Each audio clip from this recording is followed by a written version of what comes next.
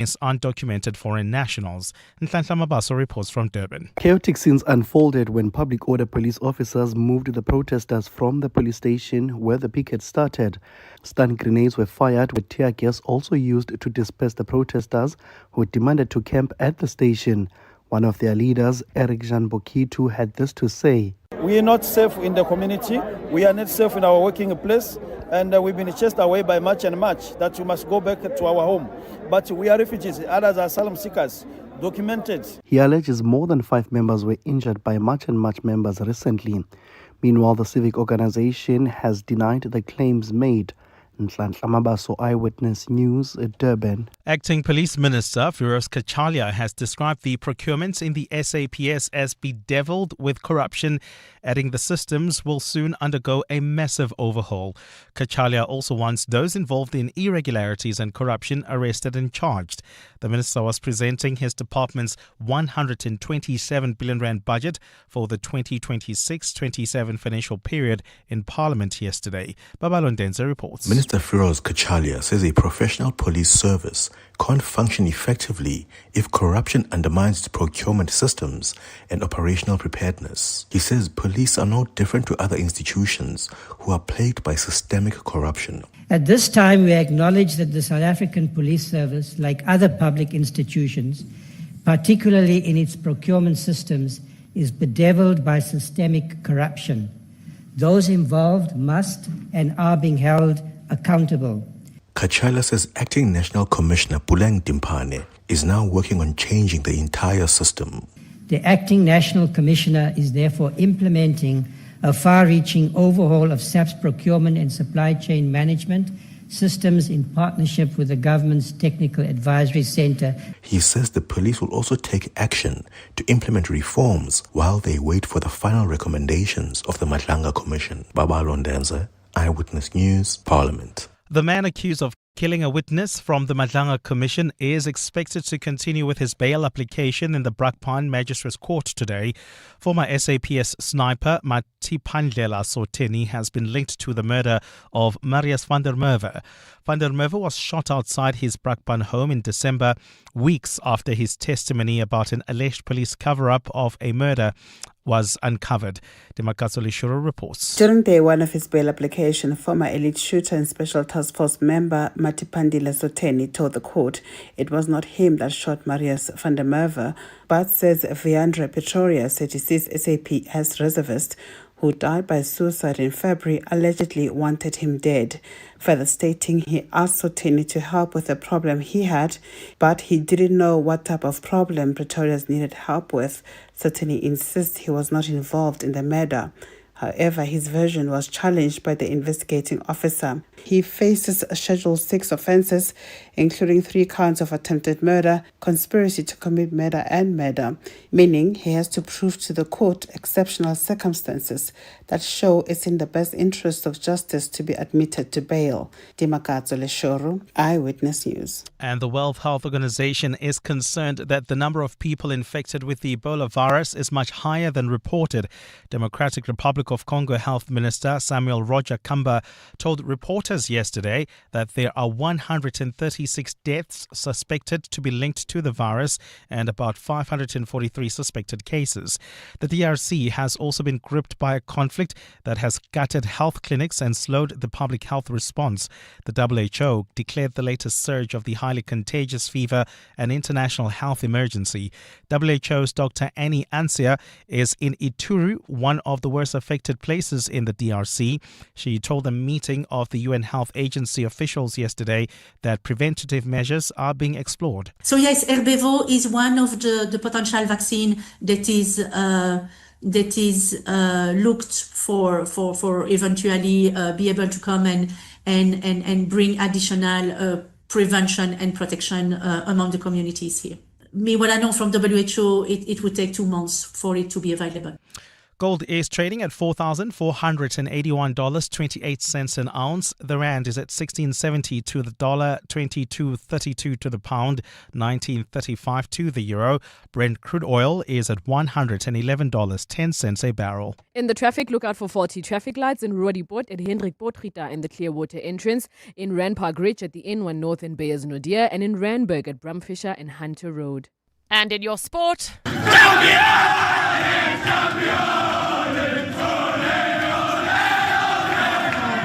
Arsenal crowned Premier League champions after a 22-year wait. This as Bournemouth held Manchester City 1-1 last night. And Carlos Alcaraz has withdrawn from Wimbledon. A partly cloudy day in store for Gauteng, Johannesburg, starting at 10 degrees, peaking at 18. Pretoria, 12 and 18 degrees as well. Vereeniging, 6 and 17 degrees. The top story in EWN this hour. Foreign nationals in Durban have accused civic group organisation March and March of fueling fear among them.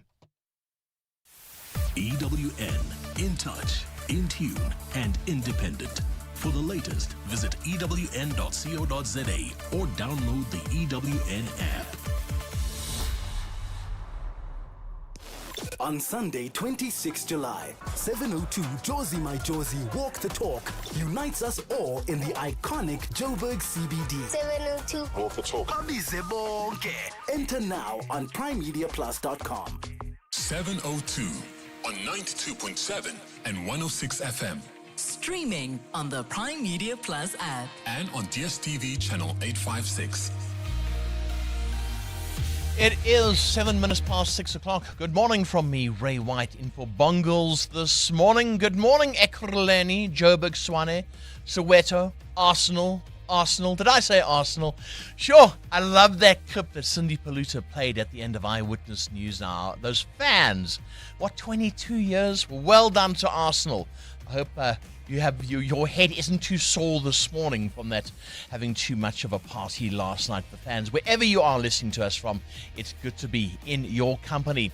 The breakfast team is here. Khomotso's got your traffic. Mateo's got your business. Mateo, I'm a little bit worried about the Middle East. I've just been looking at social media. Things are heating up a little bit. The markets, quickly, how are we looking? Okay. Well, quite negative yesterday. Quite negative yesterday. I mean, in the 5:30 bulletin, I was saying the oil price now up 0.5% this morning, $111, a barrel. And, of course, that's going to hurt us at the pumps. And with a currency like ours and being a net importer of fuel, we're definitely going to feel it. Yeah, not so good. So that's your business news this morning. Siamtanda, Bapilile and Rofiwa producing your show. Cindy, as you know, has got your sport. KG pushing your buttons. Safisa's got your news. Lots to talk about this morning. Our shout-outs. This is where we ask you a question, where we gauge what you are thinking and look at things in your world. Have you ever queued for something? You wanted something really, really, really badly, and you were prepared to queue no matter what. That's our shout out this morning. There's a reason why we are asking that, but we'd like to hear from you. Have you ever queued and said, I want that? What was that? 072 702 1702. Join us. Let's walk the talk. This is 7:02. Right, Khomotso, have you ever queued for something? Have you ever thought, I want that? And you stood in the queue and it didn't matter. It was 3 o'clock in the morning, but you got what you wanted. Good morning, Ray. No, actually, not really. I mean, the only time I ever did was in my, matric year when I was applying for a varsity. I was very desperate. And, I just wanted one particular varsity. I wanted to go to UJ. They didn't accept me, which is really sad, which means I queued really for nothing. But I remember queuing for that one. And there were so many of us. And I stood there with my father, very determined. And Sure. Yeah, that's the only thing actually I can remember. That Other than really that, wanted. I'm also a very impatient person, Ray. So queuing doesn't really work for me. Okay, all right, Mateo. Every time I can remember queuing, right, it's not something I want. I'm there with someone and I don't have a choice. I'm just not going to say who, but... we know. Oh, you just the bank, aren't you? You're just the bank. If it's not the fragrance sale, it's some other, furniture and, things, crafts in the house. But I've been in those really, really long queues. And my nephews always make me queue for some other shoe, so I like like that, a shoe release yeah. of some sort, because they like sneakers. But it's just, you stand there, because the one time, I think it was one of the Decembers last year, and I said, okay, let's go a bit earlier. And we went to Woodmead, and we got there at 6 a.m. and it was already packed. And I was like, oh, please. I nearly spent my whole day there to try and get them what they wanted. Did you get the sneaker? Yeah, we did. Okay, at least. There we go. You do see it on a Saturday morning. There's a certain shopping complex in Sandton, and they've got those rich shops. And as you go along, there's like Versace and all those big ones. And you see those guys queuing with their ladies, and you feel for them because they're cringing because she wants something. What if it's inside them that want the clothes? You right? never know. Maybe they're not cringing. So I'm asking that this morning. It's interesting, and I was reading overnight. Swatch, you get those Swatch watches. They've got these Swatch pocket watches now, and they've come out, and there's this craze worldwide. And there seem to have been queues in New York, in London, in Barcelona. It got so bad that at one point they had to use tear gas to disperse people who wanted to get these pocket watches. So I was just thinking to myself this morning, 702 Land, is there anything you've ever queued for? What was it? What was that one thing that you had queued for and you thought, I really want that? I've queued for concert tickets before. Many, many, many years ago when I think you two were coming out for the first time. Remember when football and rugby tickets was still something you bought at the stadium and you had to go queue? And you'd go there. I want to watch the Springboks. That's the kind of thing. So 702 Land, have you ever queued for something? Let's walk the talk. 702. Right, coming up on our program this morning, talking about the Africa Rising Music Conference 2026. That's in our Africa Report. It's at Constitution Hill this Friday and Saturday. They've unveiled a full day-to-night program. The ARMC is now in its 6th edition, unveiling a full program. So I'll be chatting to them a little bit later on. After 7, something you need to know about. Eskom has issued a stark warning that parts of Johannesburg could face electricity cuts in several weeks' time after the city of Joburg apparently fell behind on payments of more than 5.25 billion rand. This is not the first clash between the power utility and the city. Eskom says City Power has failed to honor a court-ordered payment agreement from November 2024. They've had enough now, and they say they're going to cut parts of the city off. I'd like to hear from you. You and I, we pay our money over, well, most of us do. We pay our bills, yet we face this. What do you think needs to happen here? How do we resolve this once and for all? So that's our big interview a little bit later on. And then in corporate care, it's our feature just before 9 o'clock today. We take a look at the R&B Talent Unlocked program. It's a new initiative designed to help emerging artists build both their creative practice and professional careers. So lots to talk about this morning. The WhatsApp number is 072 702 1702. 702. More than a radio station. Let's walk the talk. And always at exactly 13 minutes past 6, every single morning, Mateo asks us something. What are you asking this morning? What's your worst grudge purchase? Something that you sulk when you pay it, but you absolutely have to have it. Well, at the moment, my rates and taxes in the city of Joburg, as you just heard, they're not going anywhere with my electricity. But I think rates and taxes for me, it's not that I you don't feel want serviced. Well, I'll pay them. I have no problem paying them. Sure. But that pothole on Jan Smuts that I talk about every time I do the breakfast show, guys, please go and fix it there. Is a reason why I'm paying for that. Yeah. Khomotso? That's a really good one, Ray. I was going to say that, but also car insurance. Oh, sweet Jesus. Car insurance. Yeah, until you need it, though. But you still pay it, That's right? true. Yeah, okay, well, there we go. So car insurance. All right, let's, what's your grudge purchase? That one thing you just don't want to pay for. For me, it's medical aid. Look. Is it? I'm not saying I'll never, ever get sick, but it's a hefty bill. Whenever I look at it, I'm like, wow, that's quite a lot. But, I mean, when you have kids and, you also try to look after yourself as well, one day you might fall sick, but I really feel when I look at my year, I'm like, I've only been to the doctor once. Yeah, now what's the point? But you do have little kids. But you still pay it. Oh, no, they max out the medical savings in the first 3 months. of the year. So. Yeah, they go to crash and then they get and it's sick. winter now, so I know I'll be visiting a doctor soon. It's coming for you. 072 702 1702. 702. Weather. A partly cloudy day. Well, this weather report is brought to you by Subaru. From school runs in the rain to roads less travelled, Subaru keeps your journey moving, whatever the weather. Like I was saying, it's a partly cloudy day in South Gauteng. Johannesburg starting at 10, going up to 18 degrees. It's chilly in Joburg at the moment. Pretoria 18 as well. Vereniging 17. Mandela, good morning. Nelspruit 22. Mahikeng 21. Bloemfontein at 20. Durban is cloudy at times and otherwise partly cloudy with some isolated morning and evening showers, and rain starting at a low of 18, peaking at 24. Ebola 20, the same for East London. And then the mother city, a partly cloudy day ahead for Cape Town with showers expected, along with a moderate to strong southerly, a low of 17, a high of 24 degrees. Some mornings, the world feels uncertain. The sky turns, the road changes, and then there's that feeling. The quiet grip of the road beneath you, the calm in every turn. It's not just how it drives, it's how it takes care of you and the people you love. And somewhere between the first drop of rain and the road ahead, you realize you've fallen in love. Subaru carries you through life's weather. Fall in love with Subaru's all-weather confidence. Book a test drive on subaru.co.za. EWN Traffic. Right, Kamota, how are the roads looking this morning? It's chilly out there, but no rain yet. No, but the roads aren't looking so great, especially if you are in the east of Johannesburg.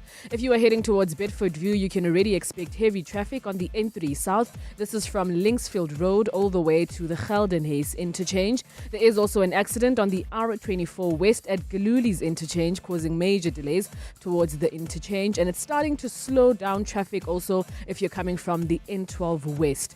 Look out for faulty traffic lights in Rosebank at Oxford and Bompus Road, in Rand Park Rich at the N1 North and Beyers Naudé, and in Four Ways, traffic lights are also out at Winnie Mandela and Monte Casino. In the capital city, traffic lights are out in Centurion at Old Johannesburg and Trichard, as well as in Waterkloof Glen at January Masilela and Aramist Road. If you come across any other traffic or know exactly what it is that's causing the traffic there on the N3 South, please do send us a voice note on 072 702 1702. There's more EWN on air, online, and on the EWN app. Hey, breakfast team. Oh, guys, I've queued for grocery during COVID, and there you didn't have choice but just to be on that heavy line. So it was one of those, and I didn't have choice. Same here, Dalbarton. Morning breakfast tea. Hi guys, Andrew here from Limpopo, Lubahom. Firstly, I'm an impatient guy, so but acute, a long one.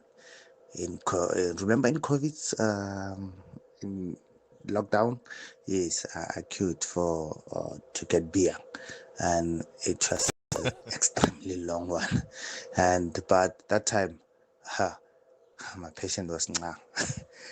Thank you, guys. Good morning, Ray White and team. Standing in for Bongani Bingwa. Bongani, Ray, sorry. These watches, people are crazy over sleeping outside the shops for these watches and other gadgets, you know. I've never done it myself. I'll never, ever do that. But yeah, the craze on this watch, it's not really the swatch aspect. I think it's because it's the cheapest Audemars Piguet or something AP watch collaborating with Swatch. So people want to own an AP watch. I think it's the cheapest AP you can ever get. Fred and Pagridge. You know, it's so interesting because people also buy things. Sure, that's a lovely watch, but people also buy things, Mateo, because other people are buying them. It's like you're queuing for toilet paper during COVID-19 and somebody says, we better get toilet paper, and everybody goes and buys it. And you go home and you've got a 2-year supply of toilet paper and you don't know why you've got it. It's such a weird thing. But I'd like to know from you this morning, what have you queued for because you just really wanted it? 702. Add your voice. Have your say. Let's walk the talk.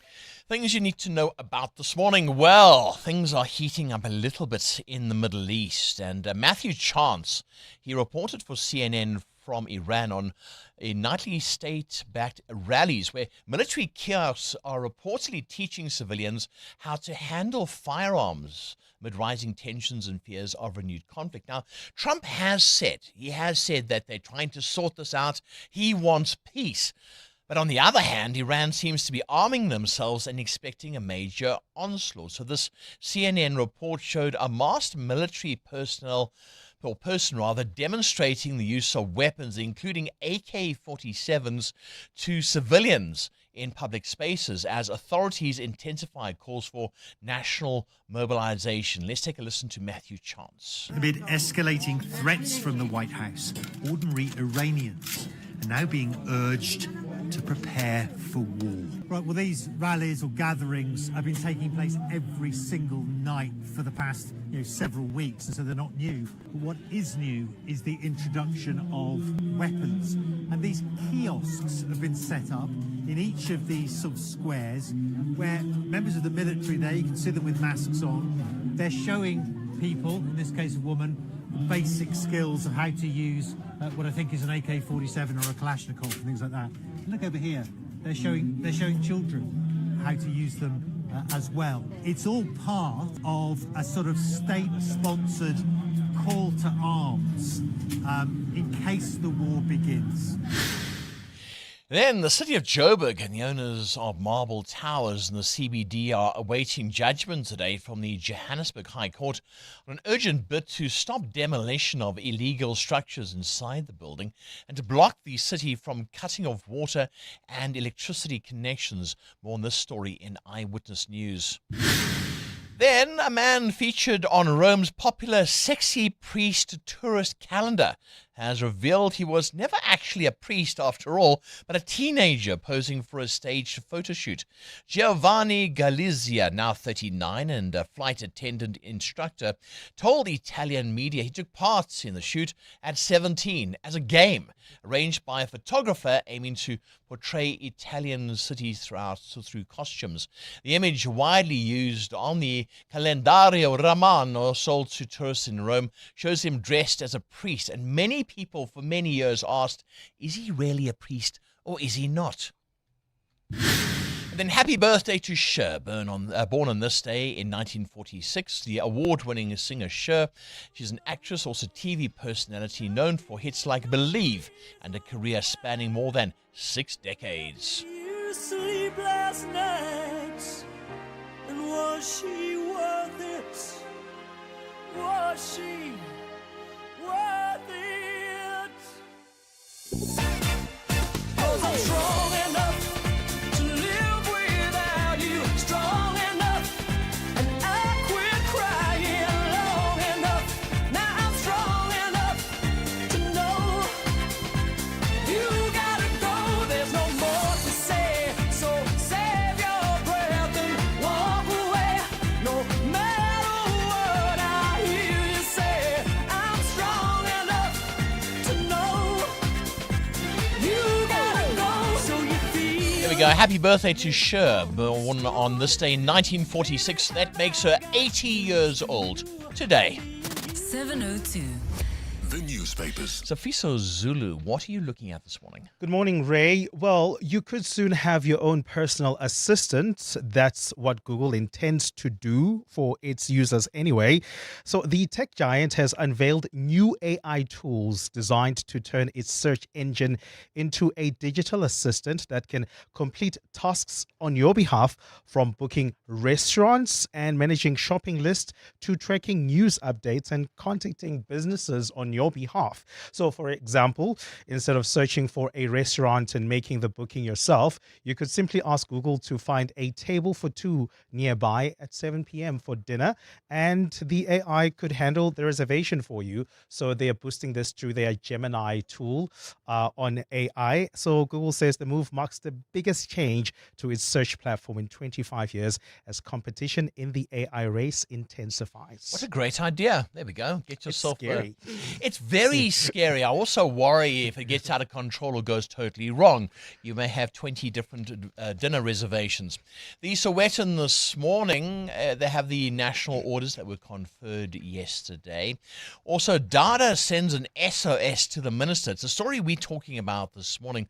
Joburg Mayor, in a fresh bid to avert another disaster, makes a desperate plea to Ramakgopa to help the city escape Eskom's big switch off. And we do ask ourselves a question: how did we get here?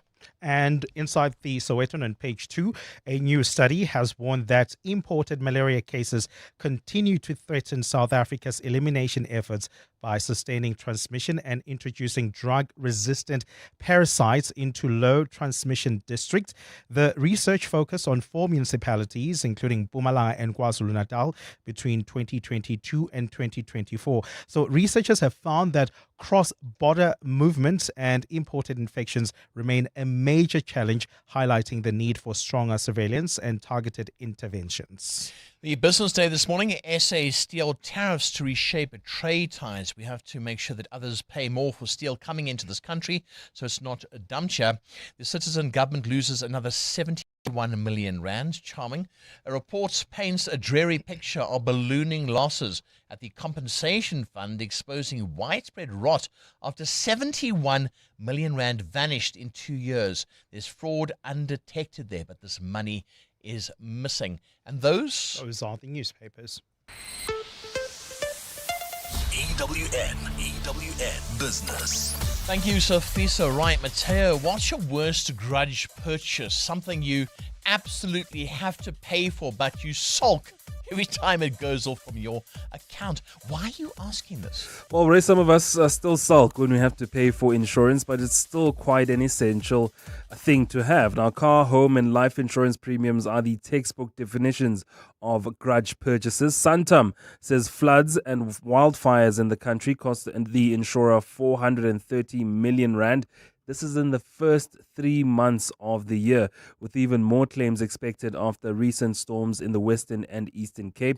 Severe flooding in the northern parts of the country and wildfires in the Western Cape caused major losses despite strong growth in insurance premiums. The insurance giant Santam recording a 9% growth in gross written premiums in its conventional insurance business for the first 3 months of the year. Santam warns that heavy storms in May are likely to add further pressure as claims continue to come in. Now, the insurer says it has invested more than 100 million rand to help municipalities improve fire and flood response systems and has partnered with the South African Weather Service to improve disaster monitoring and early warnings. Now, according to the National Income Dynamics Survey, around 50.2% of households that own a home with a home loan have short-term insurance, compared to only 5.4% of households that own a home without a home loan.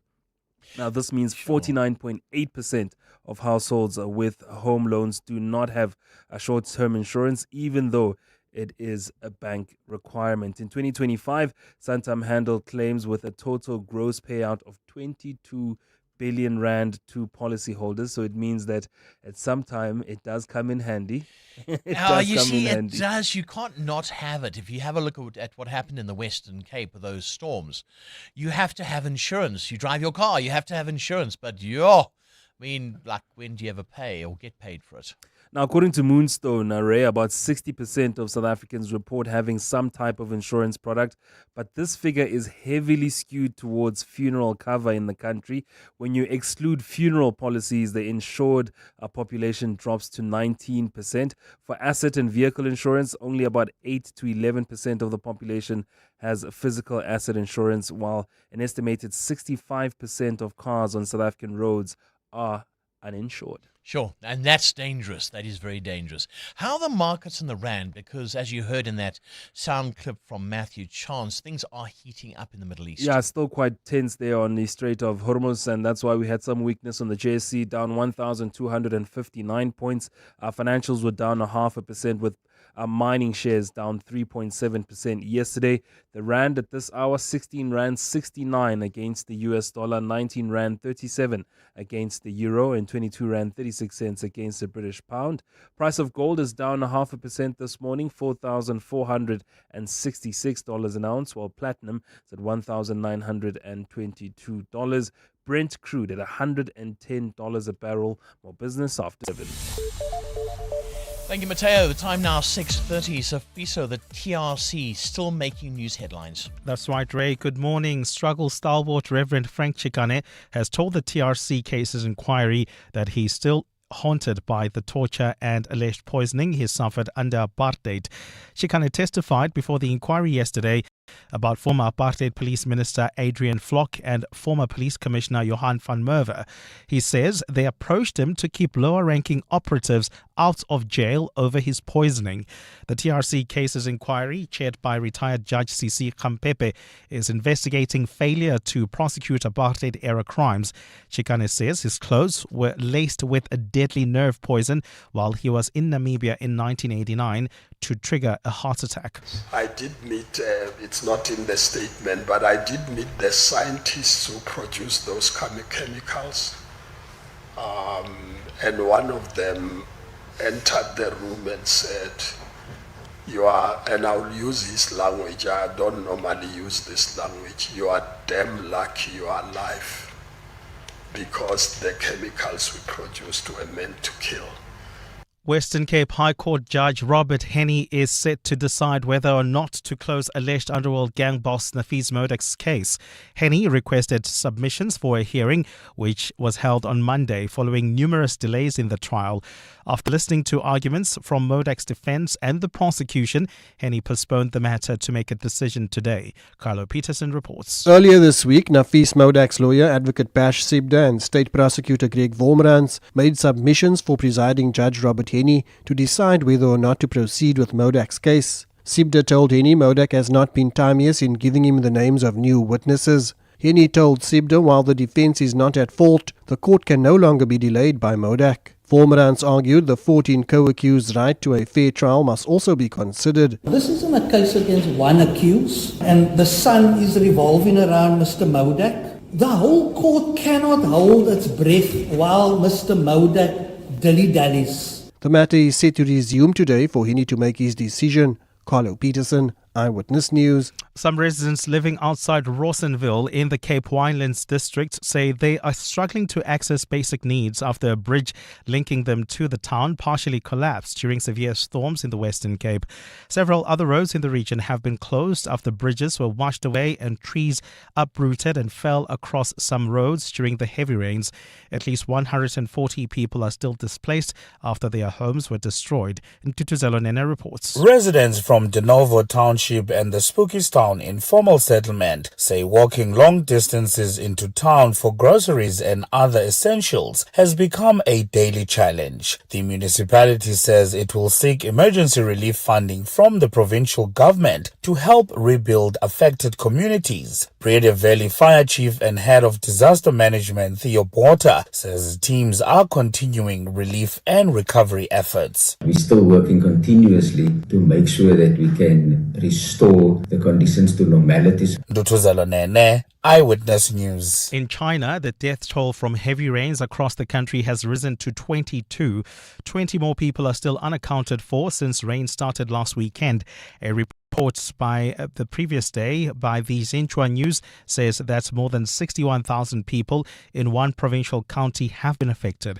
Government authorities allocated more than $17 million in disaster relief funds for 5 affected regions. A partly cloudy day in store for Gauteng. The temperatures are at lows of 10 and 12 degrees, peaking at highs between 17 and 18. In the traffic, if you're coming from Johannesburg CBD, traffic is sluggish on the M2 West as you get closer to the Crown Interchange, and look out for 40 traffic lights in Sandton at the M1 North and Grayston Drive. The top story this hour, Reverend Frank Chikane has told the TRC cases inquiry that he is still haunted by the torture and alleged poisoning he suffered under apartheid. In life's most challenging moments of loss, compassion can be your greatest comfort. You shouldn't have to face the financial burden of losing a loved one by yourself. Rest assured, Clientele's funeral plans pay out cash within 24 hours. You can cover up to 13 family members on one plan, ensuring all your loved ones are taken care of, and 3 children are covered at no additional cost. With Clientele, you're not just buying a plan, you're also buying peace of mind. When the time comes, you will need to make important calls with your 200 Rand airtime you will receive when you claim. Plans offer double accidental death cover, as well as transport, grocery, and unveiling benefits. Apply today. It's easy. There are no medical examinations and no paperwork.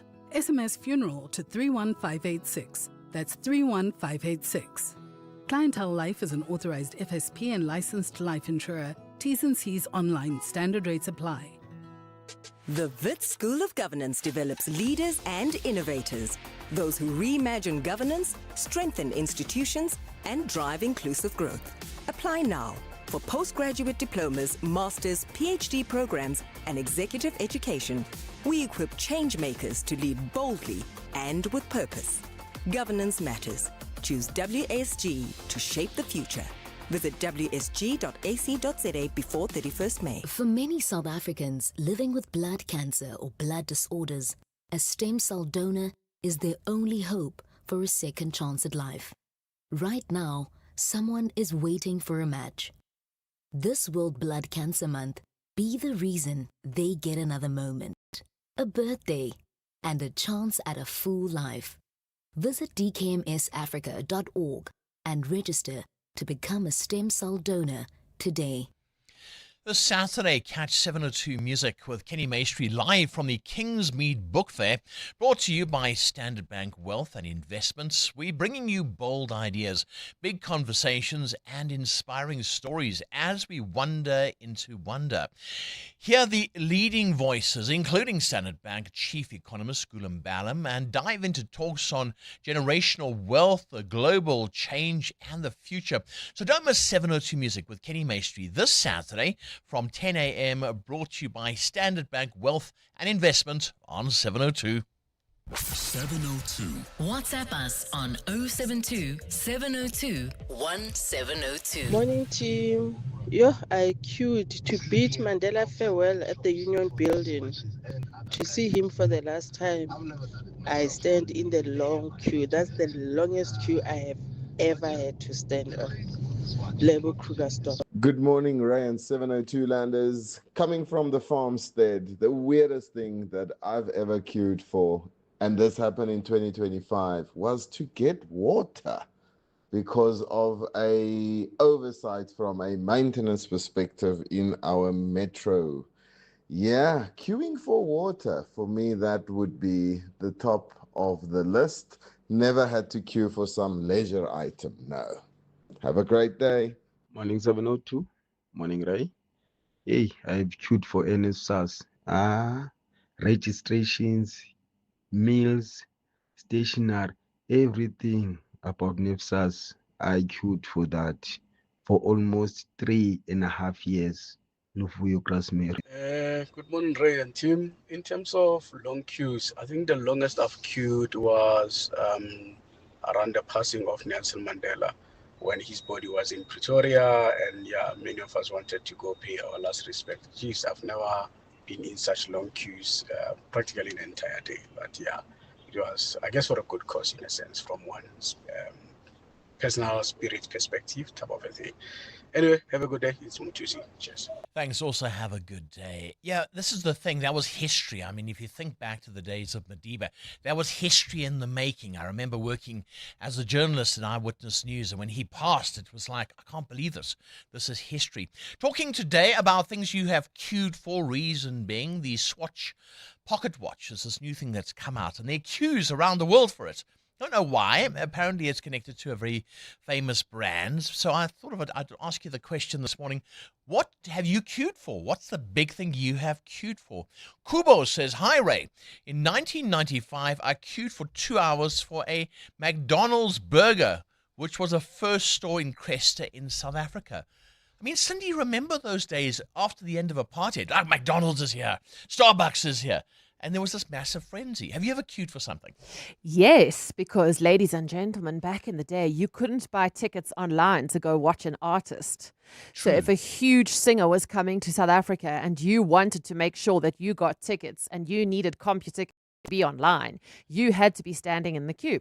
So we slept over at CompuTicket for Robbie Williams tickets. What? Because we wanted Golden Circle, and we got Golden Circle, and it was literally, we were second in the line, by the way, and we got there at 1 p.m. the day before. Imagine. The day before? The day before, and we were already second in the line. And people kept coming up to us and saying, "Oh, we're in the queue for the Huisgenoot Skouspel," and we were like, No, we are in the queue for Robbie Williams when he first came to Loftus. And and we were second, and we got Golden Circle tickets, and the people behind us didn't get. No. That's how fast he sold out. Wow. Because you couldn't go online. Sure. Yeah. And worth it. And that show, to have that experience again and live that moment again, I would do it again. Here we go. 702 Land. What have you queued for? Was it Robbie Williams? Was it something else? 072 702 1702. EWN Sport. Cindy, I have to ask you, that jersey that you're wearing this morning, is it yours? No. So my dad was a huge Arsenal fan, and he passed in 2021. And I kept all his Arsenal jerseys because he was, So I was like, if they win it, gosh, and I've been waiting. If they win it, I'm going to wear the jersey. So I'm not an Arsenal fan. They are my second team, but I wear it with pride today. Yeah, can you believe it? Gunners, well done, well done. Okay, what's your lead story then? I wonder. Let me start with the backgammon champion. Anyway, after 22 long, suffering years, Arsenal players were celebrating a long-awaited league title at the team's training ground last night.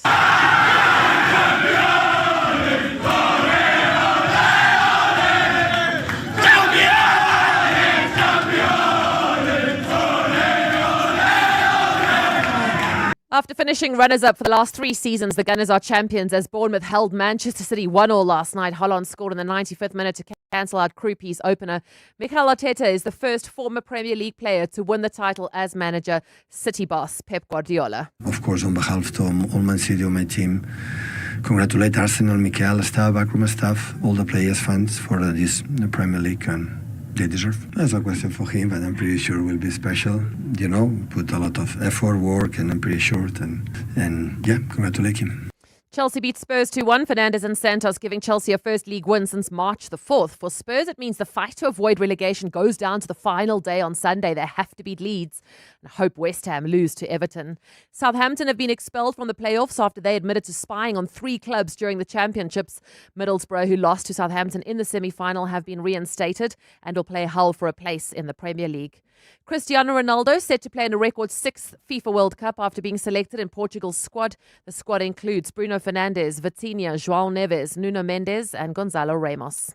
In tennis, world number 2 Carlos Alcaraz won't play at Wimbledon this year due to that persistent wrist injury. Alcaraz has already said he wouldn't defend his French Open title. And at the IPL, 15-year-old Vaibhav Suryavanshi smashed 93 from 38 as Rajasthan Royals beat Lucknow Super Giants by 7 wickets to keep their playoff hopes alive. Cindy Paluta, Eyewitness News Sport. I like building things. Where small hands start imagining bigger worlds. Each block a new chance to try again. We share what we learn, giving teachers the tools to help more children build, think and grow. And through our toy libraries, play reaches children everywhere, opening more doors to learn. We are play experts, helping children build possibilities as strong as the worlds they imagine. One day I'll build something big. Cortland's Play Engineered. Help us build brighter futures. Donate today at cortlands.org. Illegal water connections have serious consequences for the city's water supply. When pipelines are tampered with, it damages infrastructure, reduces system pressure, and can leave entire communities without water. Johannesburg Water continues to remove illegal connections and strengthen monitoring across the network to protect supply. Residents are encouraged to report illegal connections or suspicious activity to the City of Johannesburg on 0800 002 587. Protect our water infrastructure. Protect our water supply. Brought to you by Johannesburg Water, a water and sanitation utility that cares. Let's hear from Dr. Armand, owner of Monument Dental, why it pays to switch to OUTsurance Business Insurance. It was one call and I was covered immediately. We are very happy with the premium we're paying. I wish I did it sooner. For dentistries, general medical practices, and all other businesses, get a quote today and see why it pays to switch to Outsurance Business Insurance. Visit outsurance.co.za or call 08600 60,000 today. Licensed insurer and FSP. TCs and information online. The brainy kids of the Whiz Quiz. On 702. I go to Dalvasnach Primary. I'm 11 years old. When I grow up, I want to be a painting artist. And I am so excited to play the Whiz Kid today with Uncle Ray. Sino, I'm looking forward to meeting you on the radio. We'll go through 10 questions. I'm looking at them now. You should be fine. I'm sure you'll get 10 out of 10, and then I can give you 10,000 Rand. And then you must come to 702 and hang out with us just for one day. Looking forward to the Whiz Quiz coming up with Sino. That's shortly. 702. Coming up at 7:15, the big interview. EWN Traffic. It's 6:45. This EWN Traffic brought to you by Outsurance. SMS out to 45142 now. You can save on your car insurance if you don't ask them for 500 Rands in cash. Right, problems east of Joburg. That's the N3. Yes, thank you, Ray. If you are around the east and you haven't left the house yet, it's chai for you here. You might want to tell your manager that you'll be a little bit delayed today. We'll start in Bedford View. There's traffic pressure on the N3 South from Linksfield Road all the way to the Geldenhuys interchange. That accident on the R24 West continues to cause major delays towards the Galulis interchange, and it is affecting the N12 West too, with delays of around 30 minutes now. In Germiston, there's also bumper-to-bumper traffic on the N3 North. This is from Elands interchange to the Geldenhuys interchange. And lastly, in the city of Ekurhuleni, if you are heading towards Boksburg, there's slow-moving traffic on the N17 West. This is between Osborne Road and Rondebelt Road. Over in Omonde, there's been an accident on the M1 North. It is causing slow-moving traffic from the Uncle Charlie's interchange. And further up, you may want to brace yourself for those peak time delays as they start to trickle in on the M1 North heading towards the Crown interchange. I'll have more updates at the top of the hour. There's more EWN on air, online, and on the EWN app. Things people stress about in traffic. Number 47. Did I turn the iron off? Oh, the inner turmoil. Well, with the Outsurance pointsmen on your route, at least the traffic is one less thing to stress about. The Outsurance pointsmen have been easing traffic congestion so we all get to where we need to be quickly and safely for the past 20 years. With Outsurance, you really always get something out. In partnership with 702, Outsurance is a licensed insurer and FSP. New year, new you. Same trusted We Buy Cars since 2001. Whether you're buying or selling, We Buy Cars makes the process simple and seamless. Simply visit webuycars.co.za to complete the Sell My Car form for an offer or browse through thousands of vehicles of all shapes and sizes. Ready to buy, sell or trade in? Or visit webuycars.co.za, one of their branches nationwide. That's Sia, before he got naked. Sia had a bumper bash and had to reattach his fender using duct tape and a prayer. So Sia got naked. He got comprehensive car insurance in seconds and can now submit claims instantly on the Naked app. No more arts and crafts for you, Sia. Cover your car and home now at naked.insure and see how easy insurance can be when you get naked. Naked Financial Technology is an authorized FSP. Get naked. Join us. Let's walk the talk. This is 702. Good morning, Ray and the team. My Grudge purchase is also medical aid. Yes, sir. And I just feel robbed because they would give me the small medical savings that are not even equal to a monthly premium that I pay. They are less than that.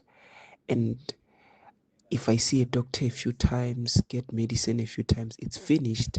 And then for the rest of the year, I have to keep paying for the premium while paying for doctor's visits out of pocket. It just doesn't make sense to me. Yeah, you see, that's the thing about insurance. You have to pay because something may happen. Mateo talking this morning about grudge purchases. What's the one thing that every month you pay for, or perhaps you've had to pay for? You thought to yourself, I don't want to do this anymore. 072-702-1702. Good morning, Ray, team, and all the listeners. Yeah, it's Quentin here from Kempton Park. I queue every day at the auto teller, and when I get to the front, it shows that I've got no money. So, the queues are long, so I'm trying that every day, but I have no luck. Maybe you can assist. Have a lovely Wednesday in this cold Gauteng. Right at 7:02. I queued in 1994 to vote. Ooh, I wanted to see this voting. How is it getting done with my own hand? We did queue. The first day, we couldn't vote. The second day, I didn't go to work. I went back. I voted at 8 o'clock in the evening. I was so happy. I've never queued such a long queues like that time of 1994. The first vote I did. But it was good just to do it. A good feeling. Talking this morning about what would you vote for? What would you queue for this morning? I would queue to vote again. I will queue in November. I did queue in 1994. That's the one thing I really would queue for. Khomotso, I mean, apart from voting and home affairs, the COVID jab, that was another one as well. I mean, what would you really queue for? Specials. Especially in this economy. Yeah. Do you do that? Do you look in the newspaper and go, I want one of those? I mean, I don't do it yet, but I do accompany the people who do it. And I think as I get older, I'll believe in it. Okay. Yeah. All right. So 702-702-1702. Who is the whizziest of them all? It's the Whiz Quiz on 702. It's 9 minutes to 7 o'clock. Time for the Whiz Quiz now. And we say good morning to Sino. Good morning, Sino. How are you? Good morning. Good to have you with us on 702. Now, you aged 11. Remind us what you want to be one day when you're big. I want to be a painting artist. Oh, fantastic. Fantastic. Well, I'm hoping that you're going to be coming to 702. I'm hoping to give you 10,000 Rand as well. For every one that you get right, you get 100 Rand. But in 60 seconds, if you get 10 out of 10, you get 10,000 Rand. How does that sound? Good. Good stuff, Sino. All right, are you ready? Yes. Excellent. KG, start the clock. Complete the saying, he put his best what forward? Effort. Oh, no, it's foot. What is the third planet in the solar system? Pass. Oh, it's Earth. What is the last word of South Africa's national anthem? Is it land or car? Land. Correct. Who does the wolf dress up as in Little Red Riding Hood? Who's the wolf? The granny. Correct. In maths, what is half of 50? 25. Yes, correct. Which bird can talk? Robin. Oh, parrot. Yeah, parrot. What is H2O more commonly known as, water or sand? Water. Correct. Which word means cunning? Is it stunning or devious? Devious. Correct. True or false? South Africa has never won the Soccer World Cup. I can't complete that one. All right, the judges, you got 6. 6 out of 10, 600 Rand. How does that sound, Sino? Good. Lovely. I look forward to meeting you one day and looking at your artwork. How does that sound? Yes. Lovely. Have a great day at school today. There we go. Sino winning 600 Rand, courtesy of 702. If you'd like to enter, it's easy. Go to 072 702 1702. The Brainy Kids of the Whiz Quiz on 702. Coming up in your program in the next hour, it's What's the Question? It's brought to you by Outsurance. Up for grabs 3,000 rands in cash. All you need to do is send us an answer based on anything that has piqued your interest in the show, and you could win 1,000 rand. Simply WhatsApp your name and that answer to 072 702 1702. And of course, a little bit later on, someone else will ask the question to win 2,000 rand. Remember, you stand a better chance of being selected to give us today's answer if you have SMS out to Outsurance and got yourself a quote. So SMS out now to 45142 and you could save on your car insurance. 702. The Africa Report. Interesting one today, talking about the Africa Rising Music Conference 2026. It's being held at Constitution Hill this weekend. They have unveiled a full day to night program. That's Friday and Saturday. The ARMC is now in its 6th edition, unveiling a full program for the conference 22 and 23 May, like I said, Friday and Saturday. It brings together artists, executives and cultural leaders from across Africa, Australia as well, Germany, Uganda, and beyond.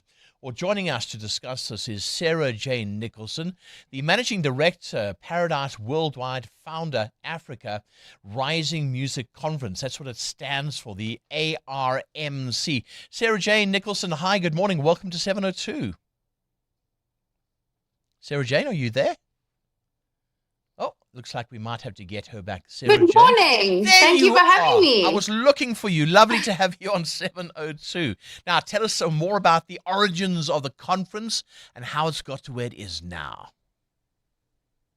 Wonderful. The Africa Rising Music Conference started 6 years ago. We launched with the launch of the first Women in Music chapter, South Africa, which is the first chapter on the African continent, a global organization. And we are a female-led, independent team driving culture forward from grassroots all the way to export-ready artists and executives. Sure, that sounds quite something. All right, a diverse lineup of countries. Now, we say Africa first, but there's a bit of Australia there, a bit of Germany there. Explain, how does this all work? Yes. So every year we have a focus country, one from the African continent, which this year is Uganda. So a delegation of 20 executives and artists will be coming down. And then each year we have a focus international country. And this year, collaborating with the Australian Embassy in Pretoria, we have an international Australian delegation. And we'll be talking about not only focusing on the territories from a sound perspective, from an opportunity perspective, but also how we can tap into those territories from a South African to Uganda to Australia perspective, visas, point of entry, and so on. And then, of course, the Germans, the Australia, the other executives that are coming from international territories are our guests, and we love to highlight them in our program so that, again, we can create that knowledge exchange for our local music community. Right. There's also a day-to-night program. How does that work? Right. So in the day, you have all the panels, the workshops, the curated networking. That's where you really want to have your finger on the pulse when it comes to, connecting with the people that are going to drive your business forward. And then in the nighttime, we have the showcases, which is a platform for local artists and those international artists to come along and perform. It's an opportunity for discovery. It's an opportunity for cross-continental collaboration. So we're hearing different sounds, but all sounds that are showcased at the conference are influenced by the sounds of Africa. So whether it's a diaspora artist living across in Europe or in Australia in this case, they're all relevant to our market and carrying of the sounds of Africa on a global scale. And I'm sure there'll be some jamming sessions. I'd love to see a South African or African artist jam with an Australian artist or something like that. I would think the sound that would come out would be quite unique. Well, exactly. So we've had collaboration and studio sessions each year, and we're so grateful to have open-minded artists that are coming to the conference that really want to dig deep into the sounds of South Africa. We've got from Maskandi to Gqom to Amapiano. These are all sounds that people are really interested in globally, and it's something that I think we really need to push more as South African creatives, for those collaborations, not only for Beyonce, for example, to come to Africa and collaborate with our talent, but our talent to take to be at the forefront and collaborate with handpicking artists internationally. Yeah. Take us through some of the South African artists who will be playing. Okay, so we've got a diverse array. So we've got Young Durag. He's a young hip hop artist who is really has street cred and has a massive following. He's traveling internationally at the moment. Then we have an artist called Mani Badu. She's just come back from the Great Escapes, which is an UK showcase festival. Excuse me. Then we have on the electronic night, we have Hendrik Schwartz, who's very well known in the electronic space, coming from Germany. We have Morda, who's traveling internationally. Previously was part of Black Motion.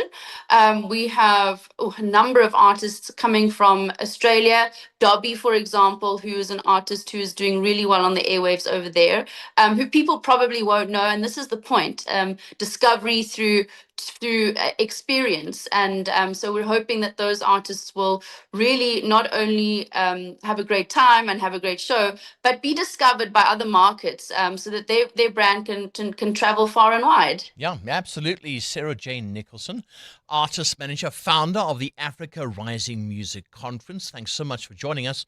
Takes place on Friday and Saturday at Constitution Hill. Tickets are still available, so get down there and have a rather unique experience. 702. Coming up, the big interview. Well, it's a big topic this morning. The city of Joburg. There's a problem. City Power owes Eskom 5.25 billion rand. Eskom says pay up or we are going to switch the lights off. They've given a deadline of the 8th of July to do this.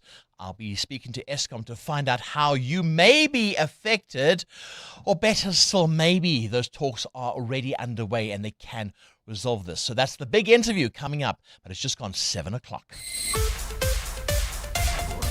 This is EWN. The never-ending BEE debate between the country's two largest parties and the Patriotic Alliance stands behind Ramaphosa ahead of an impeachment inquiry. Good morning, I'm Sfiso Zulu. The ANC and DA have once again argued over black economic empowerment in Parliament, this time in the mining sector. But Mineral and Petroleum Resources Minister Gwede Mantashe says he won't tire of challenging the DA on this.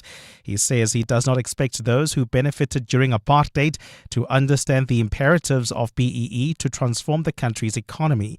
Lindsay Dentlinga reports. As political parties bemoan the low contribution of the mining sector to the country's gross domestic product, the DA's James Lorimer said government's BEE and expropriation laws are making it an unattractive investment destination. When investment does not come, tens of thousands of our people remain unemployed. We could turn that around by opening the industry to growth, and yet we don't. It is clear we can either have a rapidly growing industry or we can continue with BEE. Lorimer says a new independent study is needed on the flows of benefits from BEE so the issue can be debated on facts. But Minister Gwede Mantashe said he didn't expect beneficiaries of apartheid to understand the ANC's point of view. So we're going to walk a long distance with the DA to talk about the BEE. Mantashe says it's untrue that only a select few individuals have benefited from BEE policies in the sector. Lindsay Dentlinger, Eyewitness News, Parliament. The Patriotic Alliance says it's in full support of President Cyril Ramaphosa ahead of his upcoming impeachment inquiry. Parliament recently concluded the composition of the impeachment committee, which will be made up of 31 MPs from 16 different political parties.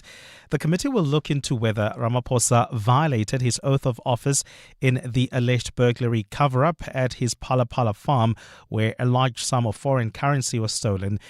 PA leader Gayton McKenzie says no one in his party caucus will vote in favor of Ramaphosa's impeachment. So President Ramaphosa, if you think we are going to vote against President Ramaphosa, I don't even know why they're calling us. You must stop calling me to say you need the PA's votes. There's no vote of the PA that you'll get. All the parties are calling, they are now trying to mobilize. We are on the other side. We are on the side of the government of national unity. Foreign nationals in Durban have accused civic organisation March and March of fueling fear among them. There was a picket outside the Durban Central Police Station yesterday by a group of people claiming they've been threatened and assaulted because of viral messaging by March and March in recent weeks. The organisation has demonstrated in 3 provinces, calling for stricter measures against undocumented foreign nationals. Nhlanhla Mabaso reports. Chaotic scenes unfolded when public order police officers moved the protesters from the police station where the picket started. Stun grenades were fired with tear gas also used to disperse the protesters who demanded to camp at the station. One of their leaders, Eric Jean Bokitu, had this to say. We are not safe in the community. We are not safe in our working place. And we've been chased away by March and March that we must go back to our home. But we are refugees. Others are asylum seekers. Documented. He alleges more than 5 members were injured by March and March members recently. Meanwhile, the civic organization has denied the claims made. Nhlanhla Mabaso, Eyewitness News, Durban. And the World Health Organization is concerned that the number of people infected with the Ebola virus is much higher than reported. Democratic Republic of Congo Health Minister Samuel Roger Kamba told reporters yesterday that there are 136 deaths suspected to be linked to the virus and about 543 suspected cases. The DRC has also been gripped by a conflict that has gutted health clinics and slowed the public health response. The WHO declared the latest surge of the highly contagious fever an international health emergency. WHO's Dr. Annie Ansia is in Ituri, one of the worst affected places in the DRC. She told a meeting of the UN Health Agency officials yesterday that preventative measures are being explored. So yes, Herbevo is one of the potential vaccine that is looked for eventually be able to come and bring additional prevention and protection among the communities here. What I know from WHO, it would take 2 months for it to be available. Gold is trading at $4,461.74 an ounce. The rand is at 16.72 to the dollar, 22.39 to the pound, 19.39 to the euro. Brent crude oil is at $110.48 a barrel. In the traffic, if you're heading towards Bedford View, there's bumper-to-bumper traffic on the N3 south from Linksfield Road all the way through to the Geldenhuys interchange. And in Germiston, there's slow-moving traffic on the N3 north from Elands interchange to the Geldenhuys. And in your sport, Bournemouth held Manchester City 1-0, which means Arsenal have been crowned Premier League champions for the first time in 22 years. Chelsea denied Spurs' comeback to send the race for survival to a final day. Springbok coach Rassie Erasmus honoured with the National Order of Ikhamanga. And Wimbledon defending champion Carlos Alcaraz misses this year's event. A partly cloudy day in store for Gauteng. Johannesburg is at a low of 10 degrees, peaking at 18. Pretoria 12 and 18 degrees as well. Vereeniging 6 and 17 degrees. The top story in EWN this hour. The ANC and DA have once again argued over black economic empowerment in Parliament, this time around over the mining sector.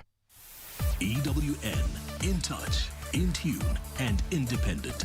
For the latest, visit ewn.co.za or download the EWN app. Visit primemediaplus.com to enter 702 Josie My Josie Walk the Talk. Hosted by the City of Johannesburg.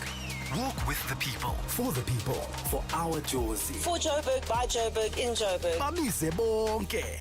702 on 92.7 and 106 FM.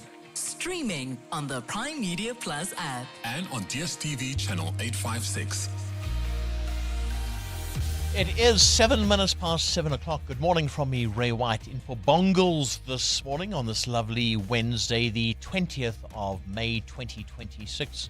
Well, coming up on our program this morning, Eskom has issued a stark warning that parts of Johannesburg could face electricity cuts in several weeks after the city of Joburg apparently fell behind on payments of more than 5.25 billion rand. You pay your money over for your lights, for your electricity, but it's not being paid over to Eskom. So finding out the status quo, they've given a deadline of the 8th of July to pay this money over, that being City Power. That money is not paid over. Certain areas will lose power. They'll be blacked out. So finding out from Eskom about that one. In the past hour, having some fun, talking about our shout out today. Have you ever queued for something? And so many messages coming in. It's interesting. This follows massive demand for a pocket watch overseas, with security called in to control crowds at some Swatch stores. And it just got me thinking, have you ever queued for something? Is there something that you really, really, really want? And what was it? I'd love to hear from you this morning. And then Mateo asking, do you have a grudge purchase? It's something that you pay for every single month, or you've had to pay for. You think to yourself, I really don't want to pay for this anymore. So lots to talk about this morning, but the big story is Eskom. What's going to happen next? Join us. Let's walk the talk. This is 702. Right, things you need to know about this morning. Well, South Africa's 2026 national orders have honoured 38 people across arts, science, sports, activism and public service, with awards going to figures like Jonathan Butler, Oskido, Rassi Erasmus, he really does deserve it, and scientists including Salim Abdul Karim at a ceremony in Pretoria hosted by our president. And our president turned around and he said it's all about excellence. Let's take a listen. Order of Baobab recognizes South Africans who have played a formative role in business and the economy, in science, medicine, and technological innovation, and in community service as well. This year's recipients have made their mark across a range of fields that were the building blocks for the society that we have today. The Order of Luthuli recognizes dedication to a non-racial, non-sexist, and democratic South Africa. It recognizes the men and women whose activism lit the path to our freedom, and to those who continue to keep that flame alive and burning. This national order is one we particularly cherish, for we are determined to honor our veterans and the stalwarts while they are still walking amongst us. Thinking about this, with such a wide list of honorees, who is being left out? Who do you think should get an order? Maybe a doctor, it might be a teacher, a nurse, somebody you know, but who do you think should get a national order just to recognize them? In other news, the Supreme Court of Appeal is set to hear an appeal on the 29th of May over where former Zambian President Edgar Lungu should be buried. Now, Lungu's remains have been at the center of a dispute between his family and the Zambian government since his death on the 5th of June last year. In 1873, on this day, two businessmen, Levi Strauss and Jacob Davis, were granted a U.S. patent for copper-riveted trousers, the invention that gave way to blue jeans, of course. The idea was simple: add metal rivets to make work pants stronger for laborers during the gold rush era. Little did they know that 150 years later, Khamotso would be wearing her blue jeans this morning. Then anger has erupted in China after the International Table Tennis Federation released official merchandise celebrating recent World Team Championships in London that featured an incorrect Chinese flag design.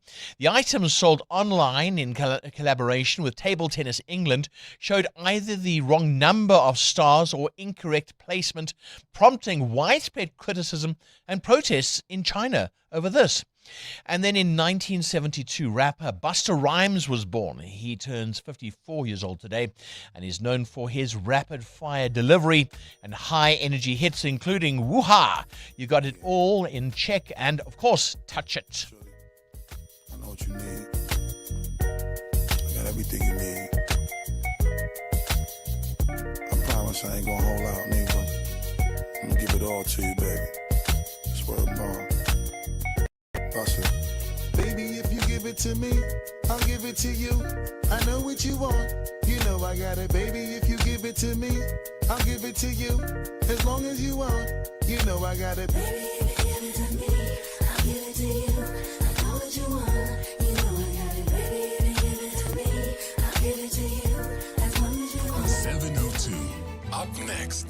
big interview.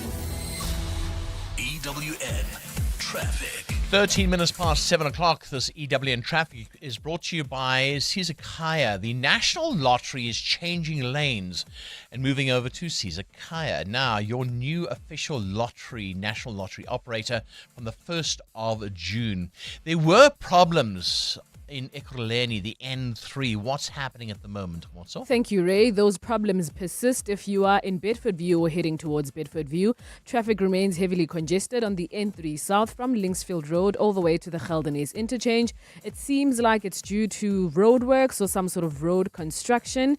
And if you are traveling further, maybe as an alternative, you may want to avoid the N3 altogether and use the M1 south to the M2 east and maybe rejoining the N12 east towards Edenvale and Modderfontein. The R24 also remains heavily backed up. This is towards the Kalulis interchange with the N12 West 2 with delays all the way from Jet Park Road.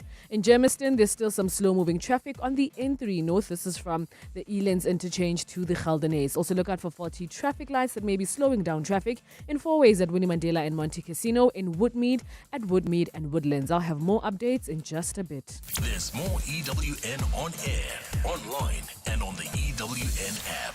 Something big is coming. You see, if you are tired of life never giving you a real chance, just know that your chance is coming. We've decided that if life isn't gonna give us bigger and better, then we're gonna give it to ourselves. We're also tired of the ones running this whole thing. Soon there'll be a takeover, a change, a chance. Like we said, something big is coming, and your chance to change your life is finally coming home with Sizakaya. Mzansi, a new chapter begins 1st of June 2026. We asked rugby legend Francois Steyn what he thinks of the all-new Toyota BZ4X. France, would you say the BZ4X is a rugged all-wheel drive SUV? Yeah. Cool. Was the acceleration and handling good? Yeah. Alright, so you think the BZ4X can handle South Africa? Varengay. Well, there you have it. The all-new Toyota BZ4X, an all-wheel drive battery electric SUV made to handle South Africa. The BZ4X, it just got real. We at Monument Dental are very happy with the premium we're paying. I wish I did it sooner. Outsurance business insurance clients know that it pays to switch. And did you know you could get a massive 20% discount on your business insurance premium when you switch? For dentistries, general medical practices, and all other businesses, get a quote today and see why it pays to switch to Outsurance business insurance. Visit outsurance.co.za or call 08600 60000 today. Licensed insurer and FSP. TCs and information online. Doing your famous through meetings, in traffic, at the store. Don't let seasonal hay fever get in the way of a better you. Unite against allergies with Demazin once a day, providing 24-hour non-sedating relief from symptoms like a runny nose, sneezing, and itchy red eyes. Demazin gets it done. Speak to your pharmacist today about Demazin once a day. My name is Richard Sutton, and I'm the host of the podcast Shift Happens. This podcast is about you, about transformation, elevation, and becoming the best version of yourself. Each episode shares powerful, hard-won lessons from prominent South Africans who have faced doubt, change, and early failure, and emerged transformed. Don't miss Shift Happens, the tools, insights, and skills to help you navigate the real realities of life. Now streaming on primemediaplus.com, the Prime Media Plus app, Spotify, and Apple Podcasts. 702 Josie My Josie Walk the Talk is calling on you to walk with the people, for the people, on the 26th Sunday. That's the 26th of July. Babize Bonke. And this year you can choose from 3 different inner city routes. The 15-kilometer Mandela Bridge route takes you from Ellis Park through town up to and through the Constitution Hill precinct down to Braamfontein and over Mandela Bridge. Then it's through Newtown and past the Market Theatre and back to Ellis Park.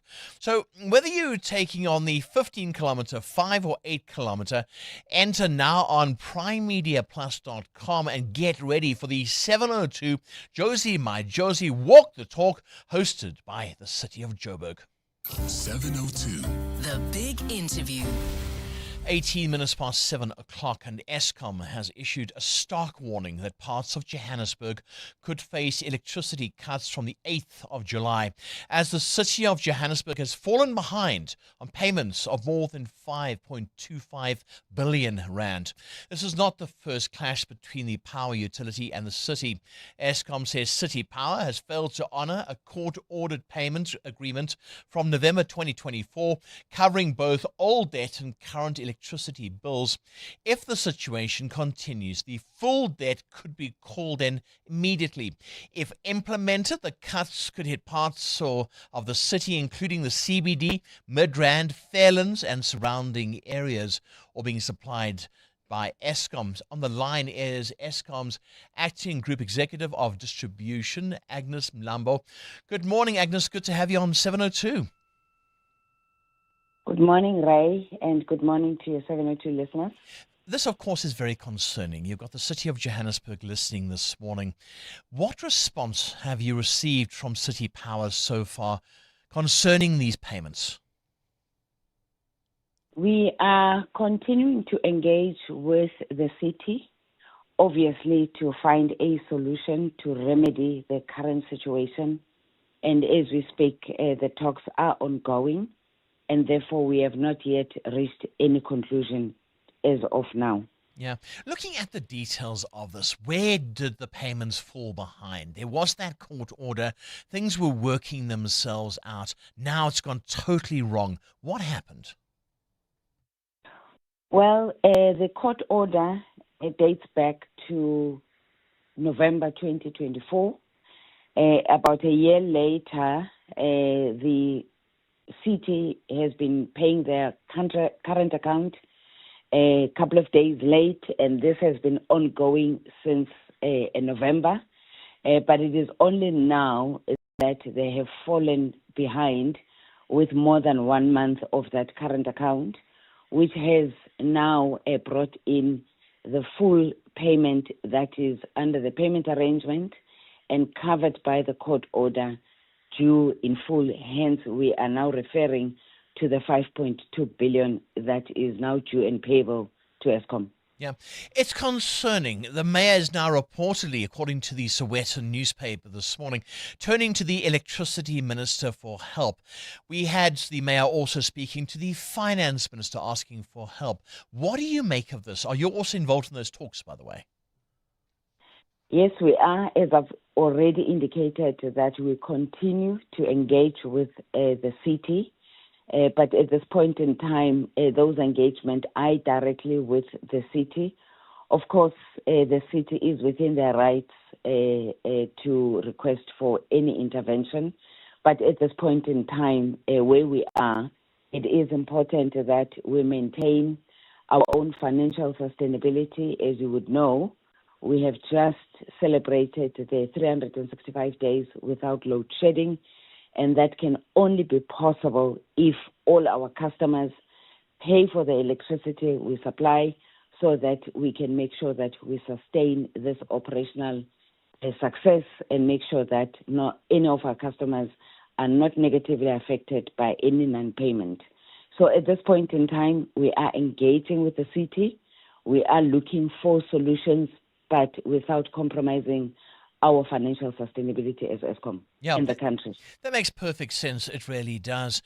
Listeners in Johannesburg may argue, though, that why are we being punished? Why is it that our lights may be cut off? Not saying they're going to be, but may be cut off. Shouldn't there be a legal process, attachment of assets? Why go for us? Why punish us, residents of Johannesburg? We are actually not punishing the residents of Johannesburg. If anything, we are protecting the residents of Johannesburg. We are also protecting the country, which is why we are taking the step. It is important for us to make sure that we are paid for what is due. It is important for us that we continue to supply electricity to the country. So this is not about punishment. If anything, it is protecting the city and it is protecting the residents. We cannot afford to allow this debt to grow any further, as in our view, this will actually mean that we are putting the current system at risk, and therefore that would really be negatively affecting the country. It is important that we maintain the payments that are due to Eskom. No, absolutely, absolutely. Maybe you can answer this, and something I picked up in the story, that if we do get to the 8th of July and there is no agreement and the lights do go out, they'll go out in certain areas. Why certain areas? How does that work? Well, in terms of the process, when we do the cut-off, we don't cut off the city, 100% of the areas at the same time. It becomes progressive. And that is why at this point in time we've highlighted the certain areas that will be affected, but it is meant to be progressive from day one. And then obviously if we do not find any remedy to the situation, it will then cover the whole city. But remember, some of the customers within the city are directly supplied by Eskom, and those are the customers that will not be affected by the debt and by this process. Yeah. So what happens next? I mean, what's the next step? I know you've said that you are talking to them. When are the next talks set to take place? And I suppose, what are you hoping for?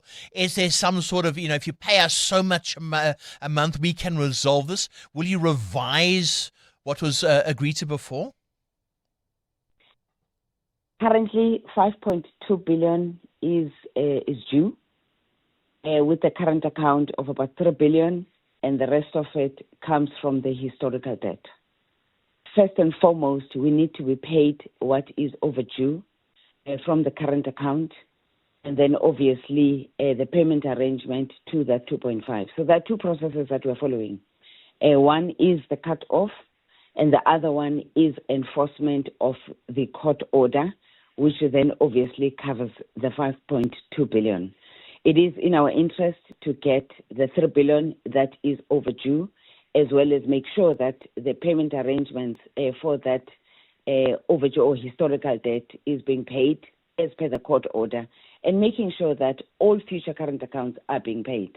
So that is why we are following those two processes. And I want to stress this, Ray, that what is important is to make sure that what is being supplied to the city is being paid for. We also do know that the customers of the city are honoring their obligations to the city, and it is important that what is being paid to the city by the customers of the city, what is being supplied by Eskom to the city, is being paid for. Yeah. Agnes, any other municipalities that we need to know about who also might fall foul of Eskom over the next 6 months? Because Johannesburg's not alone in not paying its bills. We have consistently communicated the challenges that we have. We have indicated that we've got 61 municipalities that are under the debt relief program that have not honored the terms and conditions of the program. I am currently not in a position to give you the names of those municipalities, but as and when we publish and follow the PAJA process, which is the notifications, we will be able to discuss the details. But we do have 111 billion that is currently overdue from the various municipalities. This also includes the city, and as we follow this process, we will be in a position to discuss the details with the public, but we will follow due process. Acting Group Executive of Distribution at Eskom, Agnes Malambo, thank you so much for coming on to 702 this morning. 111 billion rand outstanding by municipalities in South Africa. Eskom is a business. It's a business like any other business. They do provide a service, yet very few are paying. EWN Traffic. Reaction to that story, please. 0727021702, 27 minutes past 7 o'clock. This EWN Traffic is brought to you by Outsurance. SMS out to 45142 now. And you could save on your car insurance. If you don't, ask them for 500 Rand. How are the roads looking, Khamotso? Thank you, Ray. In Germiston, please give yourself some extra time for those peak time delays on the N3 North as you make your way towards the Geldenhuys interchange. The M1 North is also experiencing those peak time delays as you get closer to the Crown interchange, so a little bit of patience there, please. If you are in Sandton, traffic is moving slowly at Grayston and Catherine Street, and it is due to faulty traffic lights, as well as in Rosebank at Oxford Road and Bompas. And lastly, in Rand Park Ridge, there's also slow-moving traffic due to faulty traffic lights at the N1 North and Beyers Naudé. I'll have more updates in just a bit. There's more EWN on air, online, and on the EWN app. OUTsurance can't improve your record for leg day, but they could improve the car insurance premium you currently pay. Get a quote today, and if OUTsurance can't save you money on your car insurance premium, ask for 500 Rand cash. Make that 1,500 Rand if you've been claim-free and with the same insurer for 3 years. Get a quote and get savings or cash. Either way, you win. SMS out to 45142. That's out to 45142. OUTsurance. Licensed insurer and FSP. T's and C's online. EWN Business. Right, Mateo Juaripe, this big AfriMat story, very interesting. Yeah, they've won a court battle, Ray, forcing the Mineral Resources Minister Mantashe to approve the transfer of a key mining right within the next few days. The High Court ruling that delays by the Department of Minerals and Petroleum Resources could seriously harm AfriMat's business and put jobs at risk. Now, AfriMat operates across 3 core divisions, including construction, industrial minerals, as well as bulk commodities like iron ore and anthracite. AfriMat bought the Northern Cape mining right last year and needs it approved urgently to secure access to Transnet iron ore export rail line. The court heard that more than 1,100 jobs depend on AfriMat's mining operations, with new mining expected to help protect existing jobs. So the judge there finding that there was no valid reason for the 9-month delay and ordered the department to finalize the approval immediately. Yeah. Looking at the markets and hearing that tensions are rising in the Middle East, how's Asia looking? Yeah, I think I've been saying this for the past 6 weeks with those tensions, right? But these new renewed tensions follow U.S. President Donald Trump's statement on Tuesday that he was just an hour away from deciding to attack Iran before deciding again to delay attacks. Now, Japan's Nikkei was down more than 1%, while the Topix also went down 1.5%. In Australia, markets are also lower by more than 0.5% there, while Hong Kong's Hang Seng Index also dropped by 0.5%. Overnight in the U.S. on Wall Street, stocks closing lower, with the S&P 500 posting its third straight losing session.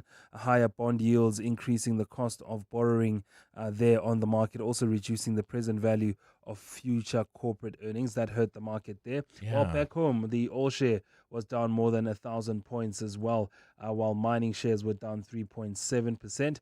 This morning, the rand is weakening against the dollar as we go well into the morning at 16 Rand 71 against the US dollar, 19 Rand 38 against the euro, and 22 Rand 37 cents against the British pound.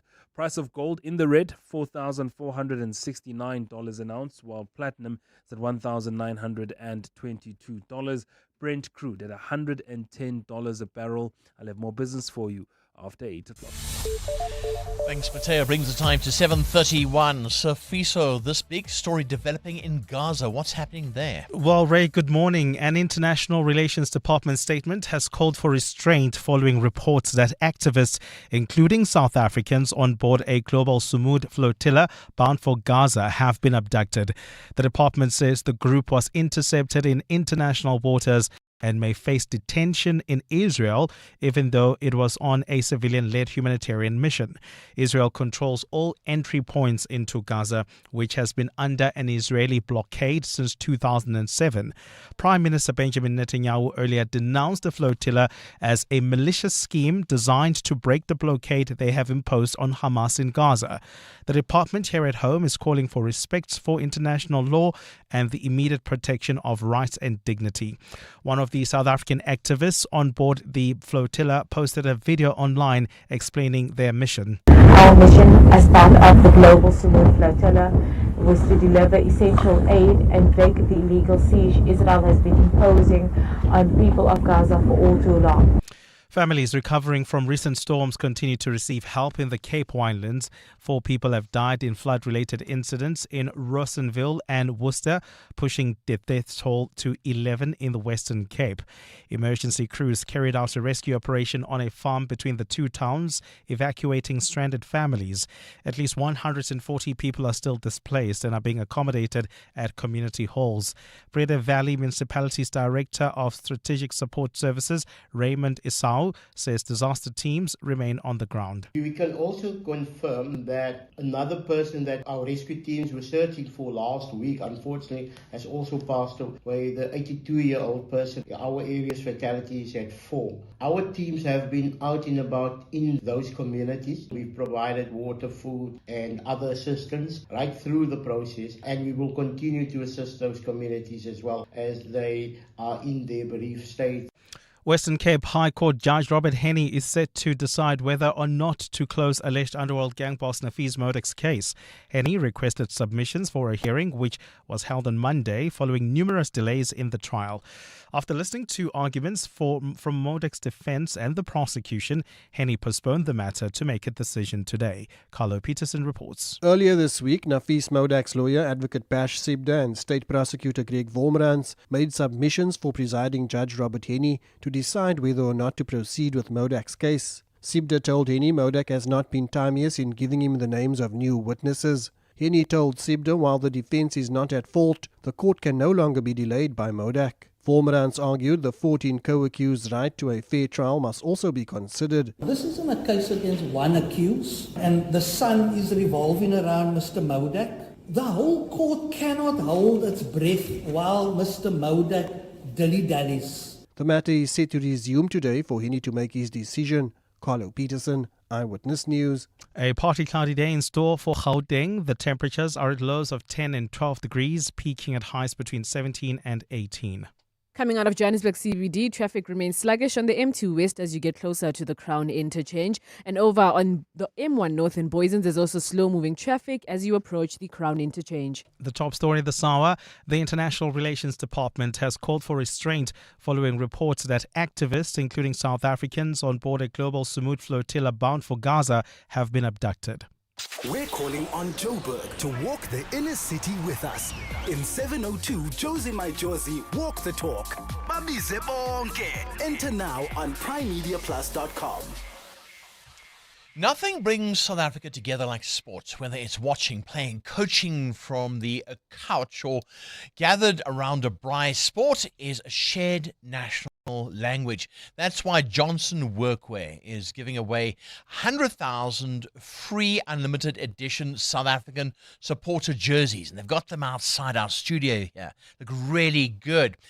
And with huge tournaments coming up, it's a perfect time to show your colors again. Entering is super simple. Go to johnsonworkwear.com, pop in your details, and you're in the running to win one of the jerseys. Once you've entered, take a screenshot, post it, tag at Johnson Workwear _official, and use hashtag supporter jersey to boost your chances of winning. If you win, you'll get an email and you can collect your jersey from one of the 30 Johnson Workwear stores nationwide. So show up, show your pride with a high quality, beautifully designed limited edition South African supporter jersey. Now, here we go. This is very, very, very important. Jerseys available, XS to 5XL. That is adult sizes. You need to know that. Don't say Johnson's, guys. It's Johnson Workwear. See, no S there. See, don't bash other jerseys as well, and don't mention other brands. It's Johnson. There we go. Johnson Workwear. And that's my final thought on the matter. Mom, I know what I want to be when I grow up. Oh, really? I want to be an astronaut. An astronaut? Aren't you aiming a little high? Well, that's where you come in. I need you to buy me Pediasure. It has 27 vitamins and minerals to support my growth so that I hit all the milestones, and it's scientifically proven. Okay, Miss Clever. Where can I buy Pediasure? It's available at pharmacies and retailers in South Africa. Pediasure by Abbott. Approved by kids to fuel their dreams. The pain of losing a loved one is never easy. It will leave you feeling overwhelmed. At Clientele, we understand that burying loved ones with dignity truly matters. Our funeral plans pay out cash within just 24 hours, and you receive 200 Rand airtime when you claim to make those important calls. Plus, we cover up to 13 people on one plan. SMS funeral to 31586. That's 31586. Clientele Life is an authorized FSP and licensed life insurer. T's and C's online. Standard rates apply. 702. WhatsApp us on 072 702 1702. Conversation on Eskom and City of Johannesburg. I don't understand this. Is this the government entity suing the government for not paying, itself, or in between the two of them? This is nonsense, man. It's been going on for years. And the other thing, I live in Veldefin Park. If I skip paying my electricity at the end of the month, the following month they want double their money, or else they're gonna cut me out. Where does the money go? Why is it that we are forced to pay? We can't be in arrears, but then City Power is in arrears for like years and years and years. This is nonsense. Simon Veldefin Park. Morning, Ray and Tim. Kwavutaga here. Great interview on Eskom. Very, very worrying picture. I would have liked you to ask here in terms of the distribution or the supply. Why do they send electricity to the households via City Power instead of sending it directly, particularly when they have defaulted and demonstrated that they are not transferring their income that they're collecting from the households? That would have been very interesting, because you'll find that the electricity is expensive because of the layers and layers that we have to go through, paying City Power and all of that. So can you please ask any of the listeners that probably have insights, why does Eskom have to sell through distributors? Even when they default, they continue with the same. So it will be very interesting. Thank you. Ovutaga from Santin. Cheers. Hi, Ray. Lucretia here. With regards Eskom, how could Eskom allow the debt to get so big? I mean, is it that they don't have procedures in place either? It's easier to collect 1 month outstanding than to collect 10 months outstanding, for argument's sake. So why has Eskom's accounts departments not picked this up a lot quicker and sorted it out when they realized the municipalities are not paying? And why, me as a paying customer to City Power, will I be affected? I mean, she's saying we won't be. They're here to protect us. How are they going to protect us if they're going to start cutting off lights? I'm paying my account. Why must I be punished? Well, that's exactly it. And that's the question I asked. Why should we be punished because we go and pay our accounts? Here's the thing, just going back to that question about why do we have different layers. And this is the way it has been set up after 1994. We've got a City Power, and they are supposed to pay. But they did fall behind, unfortunately, in about 2 or 3 years ago. They went to court and they said, you're falling behind, pay us now, we're going to switch you off. And they said, fine, we're going to start paying in increments. They've fallen behind again. So, Lucretia, this does go back a couple of years, I'm afraid, and it has amassed to this. But that question about those layers, why do we have those layers? I did on the show recently speak to Herman Mashaba about that. One of the things that Action SA wants to do is do away with those layers. And you pay Eskom. It's between you and Eskom. And perhaps that is the way to go. But, we'll have to see what happens after the municipal elections come November. Who's going to be in charge? Who's going to be in power? But we're sitting with a very, very, very unfair situation at the moment. And that means that you and I could suffer. But they are talking. They are negotiating. There is national government. The electricity minister is being involved. And remember, the national government, they've got the treasury. 702. What's the question? What's the question? Brought to you by Outsurance. It's your chance to win up to 3,000 Rand in cash.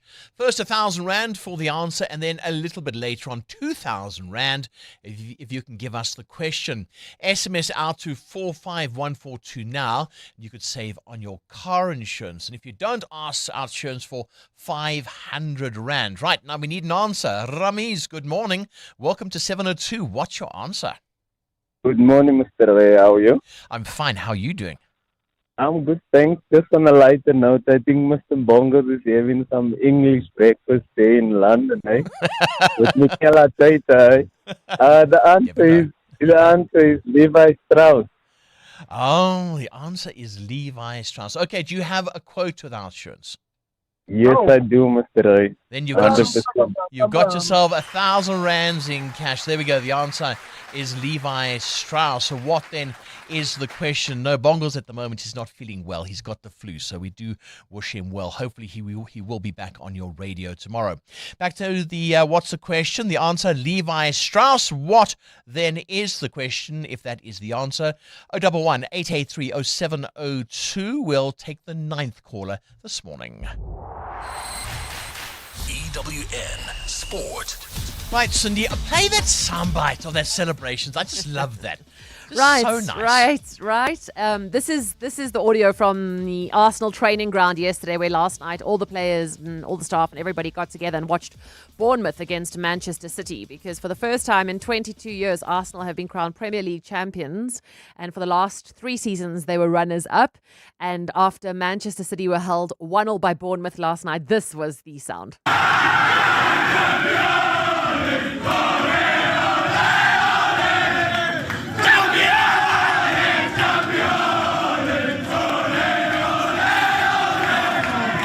That's so cool when your team wins, eh? When you and the players there. Ole, ole, ole. Yeah, Mikel Arteta is the first former Premier League player to win the title as manager. The title win sealed after last night's 1-1 draw. Krupi put Bournemouth ahead until Haaland's equalised in the 95th.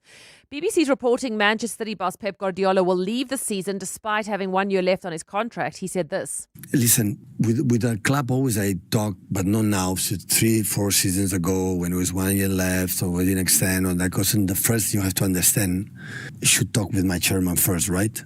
And after that, when I talk with my chairman, so we decide to have 1 more year, we talk everything and we'll decide. Tottenham Hotspur will have to fight on closing day Sunday to stay in the Premier League. Spurs lost to Chelsea 2-1 last night and now have to beat Leeds and hope West Ham lose to Everton. Southampton was expelled from the playoffs after admitting to spying on clubs during the championships. Middlesbrough has been reinstated. They'll play Hull for a place in the Premier League. FIFA World Cup starts in 3 weeks. For Cristiano Ronaldo, a record 6th appearance as he's in the Portugal squad that includes Bruno Fernandes, Vitinha, Neves, Nuno Mendes and Ramos. Springbok coach Rassie Rasmus was honoured with the National Order of Ikhamanga in gold by the presidency. This is the highest order of the land, which recognises South Africans who've excelled in the fields of arts, culture, literature, music, journalism and sport. And Wimbledon defending champion Carlos Alcaraz has withdrawn from this year's event with a persistent wrist injury that had already ruled him out of the French Open this year. Roland Garros starts Sunday, but South African Lloyd Harris plays a qualifier today against Pellegrino. Cindy Paluta, Eyewitness News Sport. EWN Traffic. Thanks, Cindy. It's 7:45. This EWN Traffic brought to you by Outsurance. SMS out to 45142 now, and you could save on your car insurance. If you don't, ask them for 500 Rand. Kamotso, how are we looking? Thank you, Ray. So the roadworks on the N3 South at Van Buren have been cleared. Hopefully this will ease up things a little bit on the N3 South and in those affected areas. If you are coming from Johannesburg CBD, there's slow-moving traffic on the M2 West. This is as you get closer to the Crown interchange. Over in the capital city, there is a vehicle on fire at the N1 North. This is just after Gasfontein Road. It's not affecting flow of traffic as much, but please be aware of it as you approach that stretch. Look out for faulty traffic lights in Kyalami at the R55 in Kenilworth, in Randburg at the N1 South in Malibongwe, and in the capital city, traffic lights are also out in Monument Park at the R21 and Solomon Mahlangu Drive. If you come across any other traffic, please do send us a WhatsApp voice note on 072-702-1702. There's more EWN on air, online, and on the EWN app. The Outsurance pointsman can't help you make small talk at the work function, but they can help you get there on time. Seeing them on your route just makes you feel better, doesn't it? The Outsurance pointsmen have been easing traffic congestion so everyone gets where they need to be quickly and safely for the past 20 years. With Outsurance, you rarely get something else. In proud partnership with 702, show them some love online using #pointsmanlove, a licensed insurer and FSP. The world's best male and female paddle players are coming to South Africa. The historic Premier Paddle Pretoria P1 will be at Sunbet Arena Times Square from 26 July to the 2nd of August. Expect world-class action, unbelievable energy, premium hospitality, and an atmosphere unlike anything South African sport has seen before. This is Africa's biggest paddle tournament ever, and tickets are selling fast. Don't miss your chance to witness the sport's biggest stars in South Africa. Get your tickets now at primemediaplus.com. We're calling on Joburg to walk the inner city with us. In 702 Josie My Josie, walk the talk. Babize bonke. Enter now on primemediaplus.com. That's Thabo, before he got naked. When Thabo's car broke down, he did what every manly man does best. Hit things, fiddle, and hope it works. So Thabo got naked. He got comprehensive car insurance in seconds and can now call roadside assistance anytime on the Naked app. Tools down, Thabo. Cover your car and home now at naked.insure and see how easy insurance can be when you get naked. Naked Financial Technology is an authorized FSP. Get naked. We could tell you we are the best bank in Africa, but if you're a CEO or CFO looking to grow, you're probably more interested in the numbers. Like the fact that our systems process $9 trillion every year. That's around 45 times the value of all intra-Africa trade. And that our custody network safeguards 17.7 trillion rand in assets. Those are big numbers. And a big reason to grow with us. Standard Bank Corporate and Investment Banking. Standard Bank is an authorized FSP and registered credit provider. T's and C's apply. 702. What's the question? What's the question is brought to you by Outsurance. It's now your chance to win 1,000 rands in cash. I said I would take the 9th caller, so let's go for it. Kiro in Santon, you are the 9th caller. If I said to you, or Ramiz said to you, the answer is Levi Strauss, what then is the question? Hi there. It's who patented using metal rivets in their jeans today alongside Jacob Davis? Sure. You got a quote with Outsurance, I presume. I'll take that as a yes. There we go, Kira. You got on its way to 1,000 rands in cash, courtesy of Outsurance. And you're quite right. In 1873, on this day, two businessmen, as Levi Strauss and Jacob Davis, were granted a U.S. patent for copper riveted trousers. Now, the invention that gave way to blue jeans. The idea was simple: add metal rivets to make work pants stronger for laborers during the gold era rush. Now, more than 150 years later, we've got blue jeans, and Bapalila is wearing them this morning. So if your network provider was becoming too expensive, switch right now and switch to Outsurance as well. You need to get yourself a quote on this. It's too expensive. You'd switch right. So why pay more for car insurance? Switching to Outsurance saved 30-year-old Daneo an unbelievable 1,094 rand on her 2025 Kia Sonet. Get a quote now, and if Outsurance can't save you money, ask for 500 rand or 1,500 rand if you're being claim-free and with the same insurer for 3 years. Do it now. SMS out to 45142. That's out to 45142 now. A licensed insurer, an FSP, T's and C's, and information online. Did you know that you are entitled to buy a new, demo, or used car without a service or a maintenance plan? You can also use an independent workshop for all servicing and maintenance needs without your warranty being automatically voided. Independent workshops are entitled to all technical info and parts needed to work on your vehicle, so you can shop around for the best price and service. Right to Repair. It's your choice. Visit righttorepair.org.za. Hello, Joburg. The city of Johannesburg Executive Mayor, Councillor Dada Morero, invites you to tune in for the live broadcast of the 2026 State of the City Address on Wednesday, 20 May. The address themed Building a Foundation for the Future. Your city, our city, will be broadcast at 2 p.m. on the city's social media platforms. Mayor Morero will reflect on the city's progress and outline a way forward where investment in rebuilding infrastructure, reclaiming the inner city, and improving service delivery is prioritized. Running a truck fleet business in this economy is tough. Fuel, maintenance, staff, the costs never stop. That's why I switched to My Way Business Insurance. Now I save up to 20% on my insurance premiums every month. These savings go a long way to keeping my fleet on the move. Switch to My Way Business Insurance and save up to 20% on your trucks and buses. Real businesses, real savings. Call us on 0860 646464 for a quote today. My Way is a licensed non-life insurer and FSP. Standard rates and T's and C's apply. 702 702. What's gone viral? with Kabazela. Good morning, Kabazela. Well, good morning, Ramslope. I like your first story today. No stickers for me, please. What prompts that one? Yeah, I mean, if you think about it, sometimes if you buy a car from a dealership, they will put a sticker on. So, I don't know, if you bought it from Cherry Santon or Cherry Northcliffe or wherever it may be, they'll put that sticker on your vehicle. And sometimes you'll go to a mechanic, and after they've serviced your car, you could find that they've put a sticker on your car. It happened to me once where I took my car to a place to be serviced, and they had put a sticker on the car, and I was like, what the hell is this, you know? So this woman has posted a video of, she completely is against vehicle dealerships and mechanics and all that kind of stuff, putting stickers on your vehicle, which is a kind of a free advert for them if you're driving around. So she's showing you how you can remove the sticker if it irritates you and it's unwanted. So she obviously goes through the process and shows that she uses a heat gun, etc., etc. And the sticker comes off pretty easily.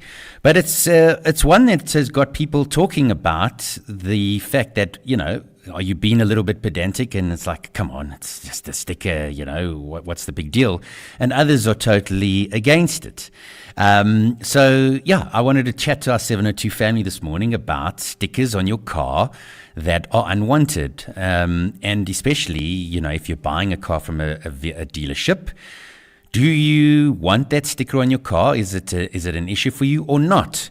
And also, other stickers. Let's talk about putting general stickers on your car. Remember a while back there was that phase where people would put on the back windscreen of the car, it would be like a family sticker of stick men and women that they would put on the back.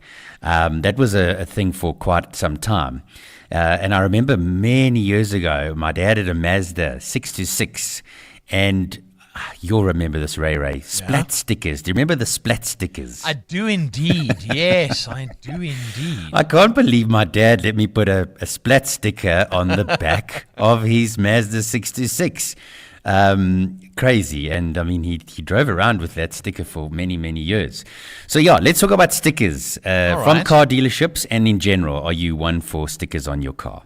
You see, this is the thing when it comes to stickers, and I must admit, I can't stand it. I'm not sure if I'm being pedantic. You get that number plate holder. It holds the number plate. And just below that, it says, if you would like to get your car, contact these people. I can't stand that. You're not paying me for advertising. But am I being too pedantic? All my friends say, Ray, you're being ridiculous. Am I being ridiculous? Oh, no. Sorry, you've just touched a nerve there, actually. I can hear that. All right, let's go to golf covers now. Let's talk about that rather. Yeah, this is a video from Aaron Ray. I think that's how you pronounce his surname. He won the PGA Championship over the weekend. And he is a golfer. If you have seen him, he wears 2 golf gloves on his hands when he plays. Generally, you only use 1 golf glove. And then the other thing that people would rip him off about, especially being a pro, is he uses golf covers on his irons. So he puts these little covers on the irons to stop them from getting damaged and, banging against each other. And I must say, I have golf covers on my irons, and, some of my mates rip me off as well.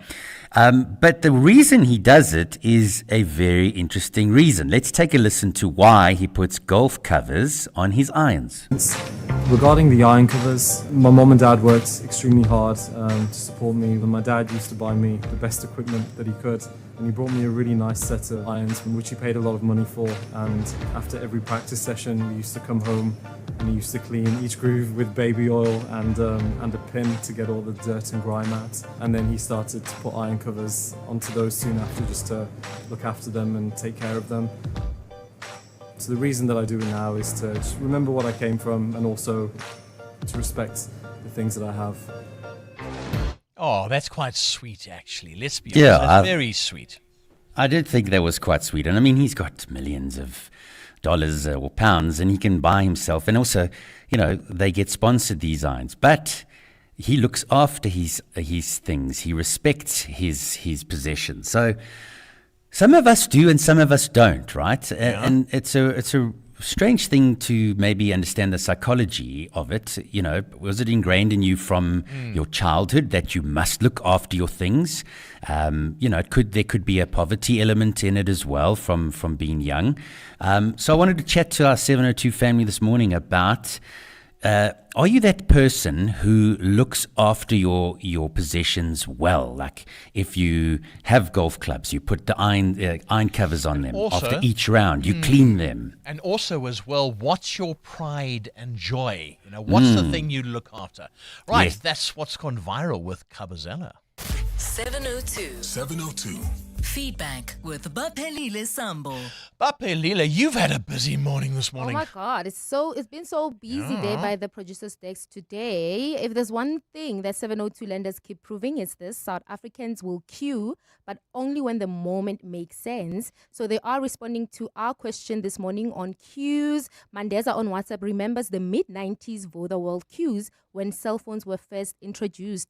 No irritation, just anticipation and the excitement of finally being reachable for the first time. But it's fun to do that kind of stuff. It's new, so let's go and Yes. queue and get one. 100%. Kuba on WhatsApp as well recalls 1995 at Cresta, the first McDonald's in South Africa. 2 hours in line just for a burger. I think it was worth it. And on a serious note, Ray, Shahindra Monia on YouTube describes spending hours at state hospitals for chronic care. She says that she arrives around 6 in the morning and only gets to leave around 3:30. A queue that is an optional but very, very necessary. Oh, not right. And then the everyday frustration, Home Affairs, Eskom, SARS call centers were also some of the reactions we got. Often long waits on hold or in line, but there is some progress with SASSA. We know that they've been introducing smart queue systems and digital tools, which means that they're trying to reduce waiting times and targeting a 90-minute benchmark, which I hope that works out, and we will be there to see it. And our big interview with Eskom's Agnes Mlambo. 702 lenders are expressing frustration over the threat of electricity cuts off in Johannesburg, with many saying Eskom issues often feel abrupt and poorly communicated. Let's hear Abri Kotza, who reflects on that sentiment. Morning, Ray. I think with this whole Eskom thing in City of Johannesburg, I know Eskom is a public entity and a business, but every time we hear about power being cut off, it's almost at the last moment, and the city has a month or two to react. And us as ratepayers and as that pay our electricity bill, now we sit and worry if we're going to have power, even though our accounts are up to date.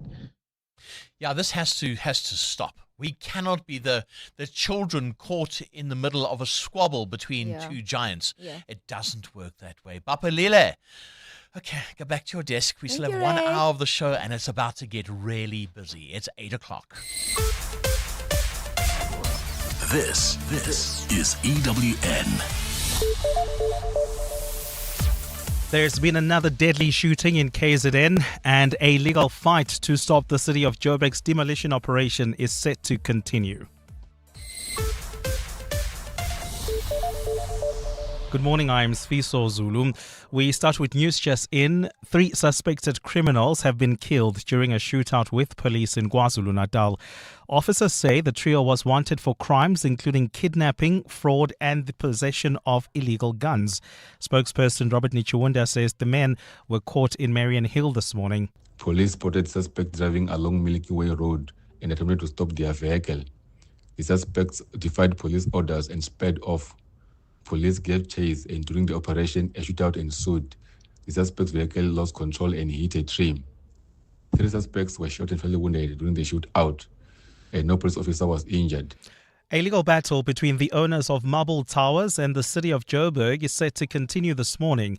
The Metro obtained a court order on Monday to demolish illegal business structures set up inside the building. But the owner of the property interdicted the urgent application, preventing the crackdown yesterday.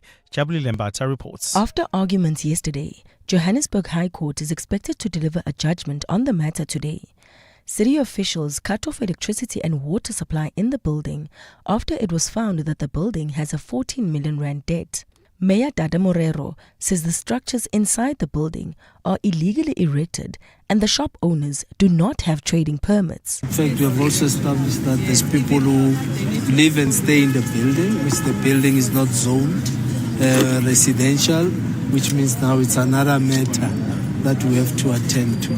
The city's legal counsel, Sigala Malahlela. And the city is of the view that this illegality and unlawfulness must stop with immediate effect. Mayor Dada Morero says all teams are on standby for the demolition should they win in court. Jabuli Lembata, Eyewitness News. Sisisi Dolashe may have been fired as Social Development Minister, but the chairperson of Parliament's Portfolio Committee, Bridget Masango, says a 3 million rand trip Dolashe took to New York will not be left unprobed. President Cyril Ramaphosa removed Dolashe last week after months of scandal involving irregular appointments in her department. Her temporary replacement minister, Sindisiwe Chikunga, yesterday presented the department's more than 300 billion rand budget on the 12th anniversary of Social Security Agency SASSA. Lindsay Tentlinka reports. Last October, former Minister Sisisi Tolashe sought to explain to the Portfolio Committee the expenditure for her and several officials to attend the Commission on the Status of Women. But she was asked to return with more detail. Committee Chairperson Bridget Masango says the department has been avoiding accountability. The department has still not honoured its undertaking to provide a detailed breakdown of the costs relating to the taxpayers' 3 million rand reportedly spent on a New York trip. Meanwhile, DAMP Nazli Sharif has appealed to Acting Minister Sindisiwe Chikunga to follow through on those implicated by the Public Service Commission and a department forensic investigation into irregular staff appointments made during Tolashe's tenure. All of those who are guilty of wrongdoings, including the former minister's special advisor, must be held accountable. Chikunga says the department will be filling all critical posts, including that of Director General, with the previous appointment one of those that landed Tolashe in hot water. Lindsay Dentlinger, Eyewitness News, Parliament. And infectious disease expert Professor Tullio De Oliveira has warned about the dangers of anti-science movements in the world. De Oliveira was yesterday recognized with the Gold Order of Mapungubwe by President Cyril Ramaphosa. This recognition is for his research in the understanding of the COVID-19 pandemic. He says he's honored by this recognition. It's one of those things that will make me work even harder to save lives, because it's so great to see that South Africa do value science. At the moment, it's a lot of other countries in the world being a little bit anti-science movements, but South Africa really value and recognize not only me, but many scientists with high orders. Gold is trading at $4,661.74 an ounce. The rand is at 16.72 to the dollar, 22.39 to the pound, 19.39 to the euro. Brent crude oil is at $110.48 a barrel. In the traffic, look out for faulty traffic lights in Sandton at Grayston and Catherine Street, in Rand Park Ridge at the N1 North in Beyers Naudé, and in Claremont at Van der Hof in Bremer Street. And in your sport, Arsenal no longer the bridesmaid and Filey the bride, crowned Premier League champions after 22 years following City's 1-1 draw at Bournemouth. Tottenham Hotspur lost to Chelsea and will have to beat Leeds to stay in the top flight next season. The Europa League final tonight has Aston Villa against Freiburg, and Carlos Alcaraz's wrist injury won't heal in time for him to defend his Wimbledon title. A partly cloudy day in store for Gauteng. The temperatures will peak at highs between 17 and 18 degrees. The top story in EWN this hour. 3 suspected criminals have been killed during a shootout with police in KwaZulu-Natal this morning. EWN, in touch, in tune, and independent. For the latest, visit ewn.co.za or download the EWN app. We're calling on Joburg to walk the inner city with us. In 702 Josie My Josie, walk the talk. Babize bonke. Enter now on primemediaplus.com. 702 on 92.7 and 106 FM. Streaming on the Prime Media Plus app. And on DSTV channel 856. It's almost 7 minutes past 8 o'clock. Good morning from me, Ray White, in for Bongles this morning. Lots to talk about. If you've missed the show this morning, don't worry. You can go to Prime Media Plus, go to 702. We got our podcast there. Or just join in the conversation now, talking about Eskom. And they've told the city of Joburg, either you pay up 5.2 billion rand in what you owe us for electricity, or we're going to start cutting areas of Johannesburg. And I spoke to their distribution executive earlier on, and she was saying, look, these talks are underway. There's also talks, by the way, involving the national minister as well. Let's see what we can sort out. But she was very resolute in what she said. And she said, we want our money. We want it now. And if they don't pay us, well, then we're going to have to cut off certain areas. So there's two sides to this coin. A lot of people phoning in and saying, or WhatsApping in and saying, this is not fair. Why are we being caught in the middle? But I suppose if you owed all that money, what else do you do? Do you go and get the sheriff of the courts to go around to the city of Joburg and claim their furniture? It's not going to be 5.2 billion rand, I'm afraid. So let's keep the conversation going on that. 072 702 1702.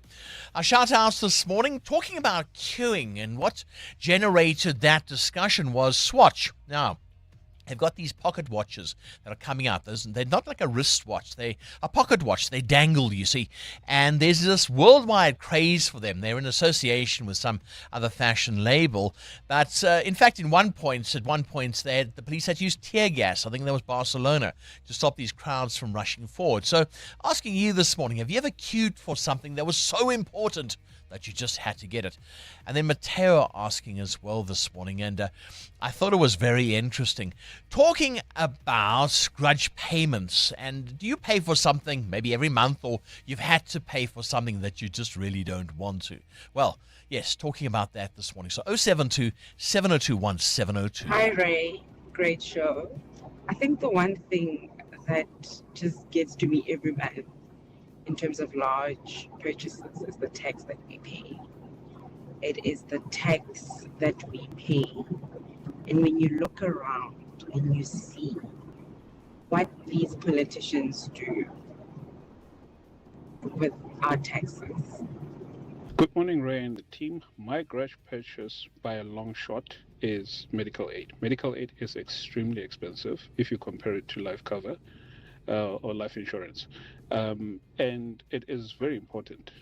Medical aid can be 3 times, 5 times what you pay for your life cover. And a life cover, you are guaranteed to claim from it because we are all going to die at some point. But medical aid, you could pay for the rest of your life paying medical aid and not even use 1 million rand of that money.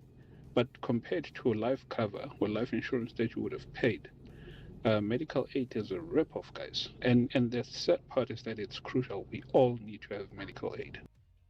You're right, we do. And the consequences of not having medical aid is landing up, and I'm going to say it, in a government institution where you go there and sometimes there's no bedding, sometimes there's no bed. That's the problem. So talking about grudge purchases, Kabazella also asking this morning, do stickers on your car bother you? And I said, Mateo, what bothers me a lot, and I've got a little grudge about this one, is you get your number plate, right? That plastic holder that holds the number plate. And then below that it says, if you'd like to get a car, blah, blah, blah, and the phone number and this free advertising. Am I being silly? So what have you done? Have you took it off. Sended it off or something? No, I just took off the holder. Okay. The number plate's just screwed on now. Yeah. You don't want to give off free advertising. I know I'm a little bit strange, but if I'm going to pay money for a new car, I don't feel like an advert stuck to on your it. car? Do you think it drops the value at all? I don't mind stickers so much if it's fun, if it's a splat or it's something, or the kids want something. I don't think it's a very popular thing these days to have stickers. Yeah, on I don't cars. see too I've many. only seen like stickers of football clubs here and there, but nothing really quirky and funny, unless you're a South African taxi, of course. Yeah, I don't mind having an Arsenal sticker this morning. That would be fine. There we go. I agree. I do think that it's not a popular thing lately. I also think it's just not cute aesthetically, unless it aligns with my brand. So if it's like an Orlando Pirates sticker, or if it's an Arsenal for you, then yeah. Other than that, no free advertising. Sorry. Good morning, Ray and your team. Good show as always. Norman in Kempton Park. Yo, Ray, talking about free advertising without permission. someone's name and contact number popping up on your wedding video. You've paid them for the video, they've done the work, they deliver the video, and the video is an advert for themselves. Drives me nuts. You know, I totally agree with you. I really do know. It's your wedding, and it's you and your missus, and you're dancing.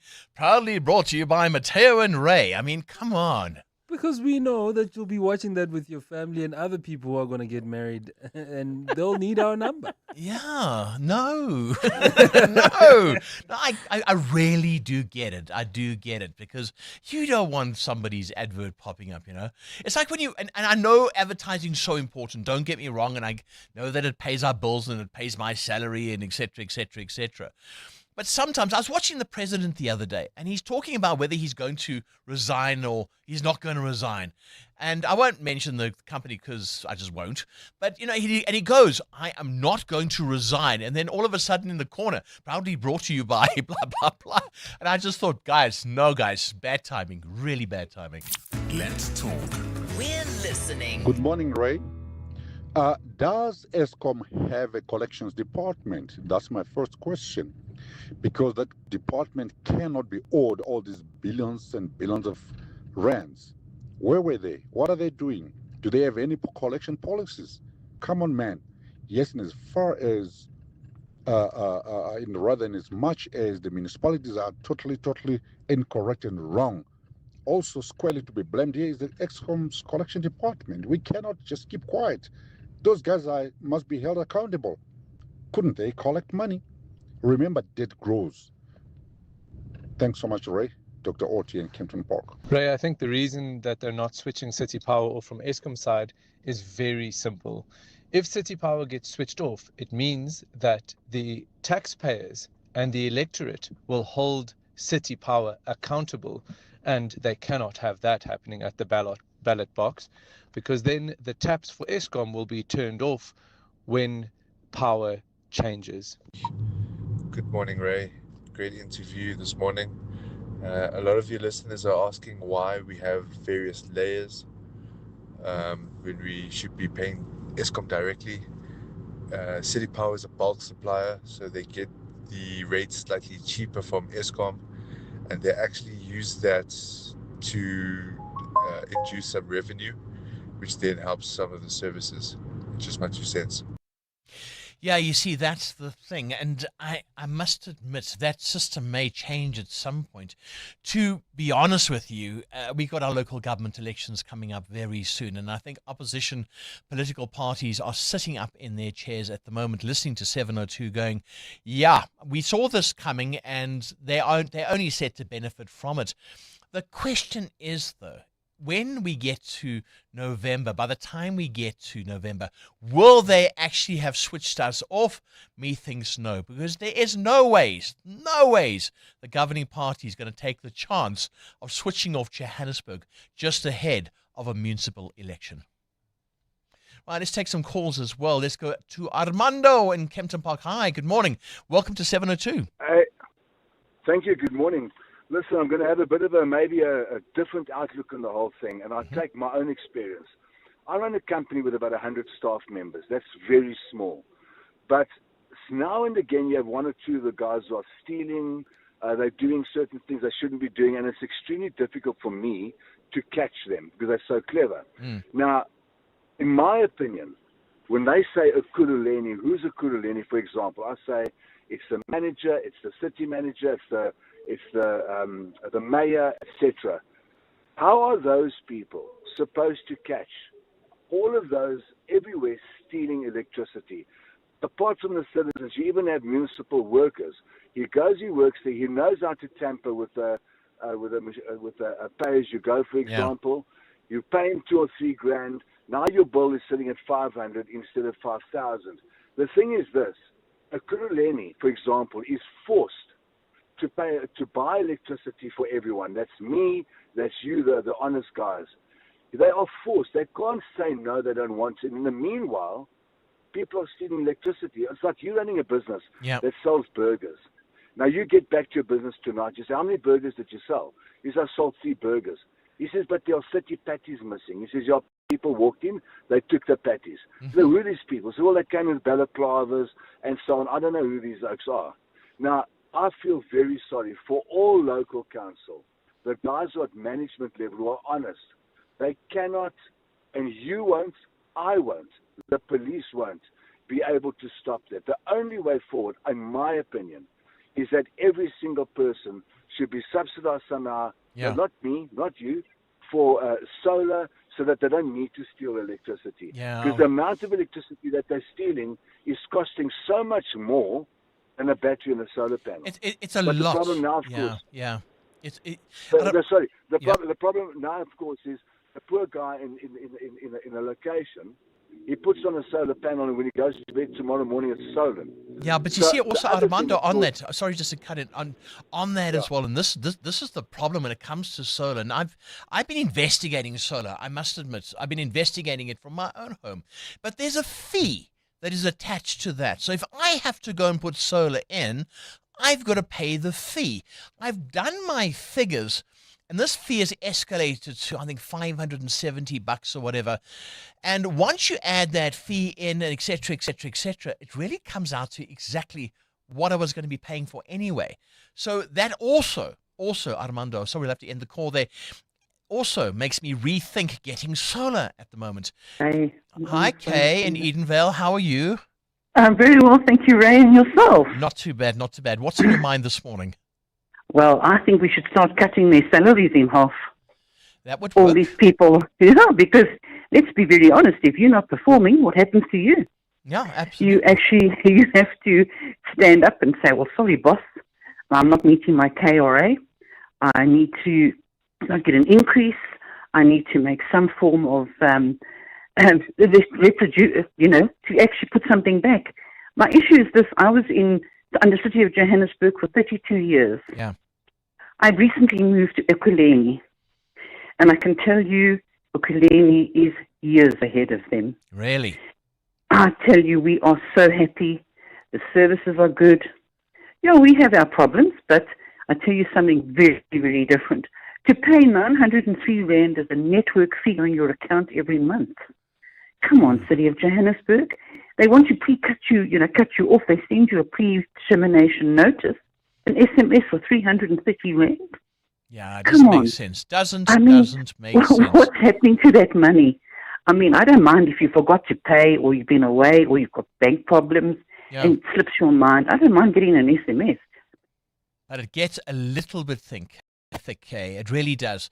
It certainly does. I just say vote in November. Vote in November. Come out in numbers. We've been talking about queuing this morning. We'll queue in November. And if you don't like what you see, well, choose something else. EWN Traffic. It's at 8:20. This EWN Traffic is brought to you by the House of Citroen. The all-new Citroen Basalt is here.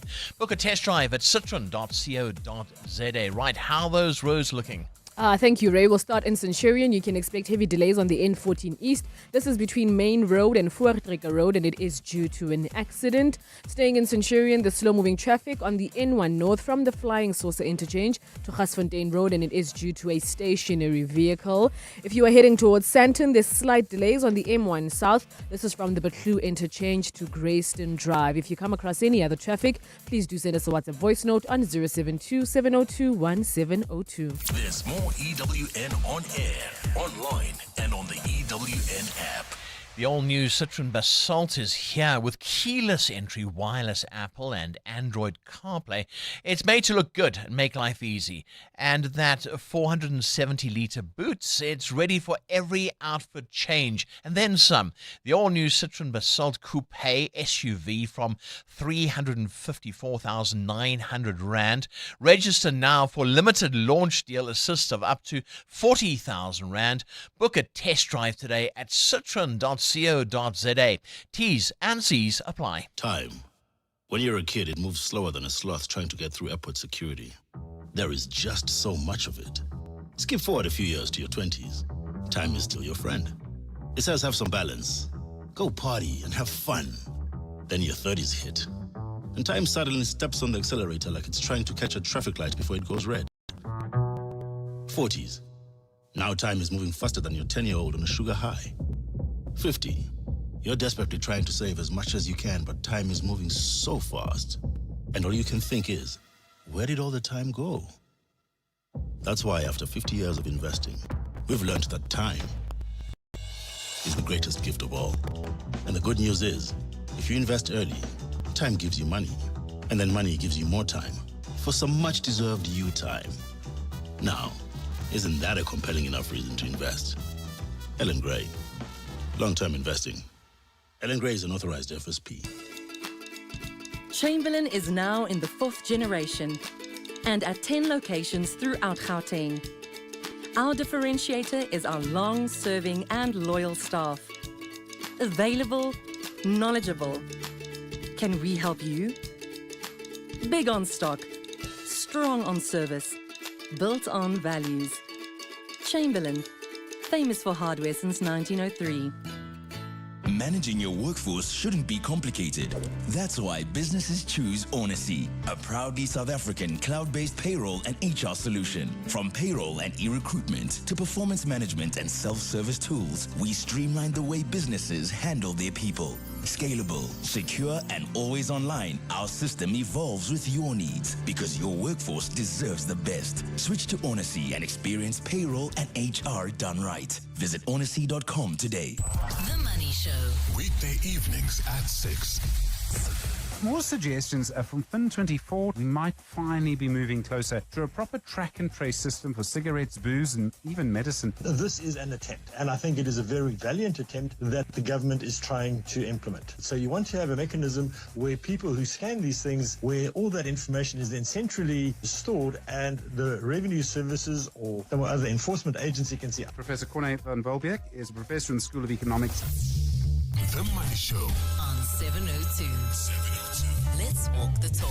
The Money Show with Stephen Curtis is brought to you by ABSA Business Banking, featuring the AgriTrends 2026 Autumn Edition. In agriculture, smart moves need smart insights. Get the latest AgriTrends report at absaagritrends.co.za. ABSA is a registered FSP. 702. The World View with Adam Gilchrist. Morning, Adam. Welcome to Wednesday. Hi, Ray. Thank you. You got there first.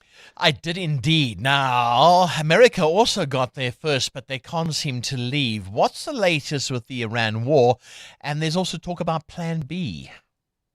Yeah, a whole load of conflicting statements. At least they look conflicting on the surface. President Trump telling us via Truth Social, of course, that the war with Iran will end very quickly. In the words of the American president, Tehran has been begging for a deal to end the conflict. One way not to get to a deal is to tell everyone how the other side is begging for it anyway.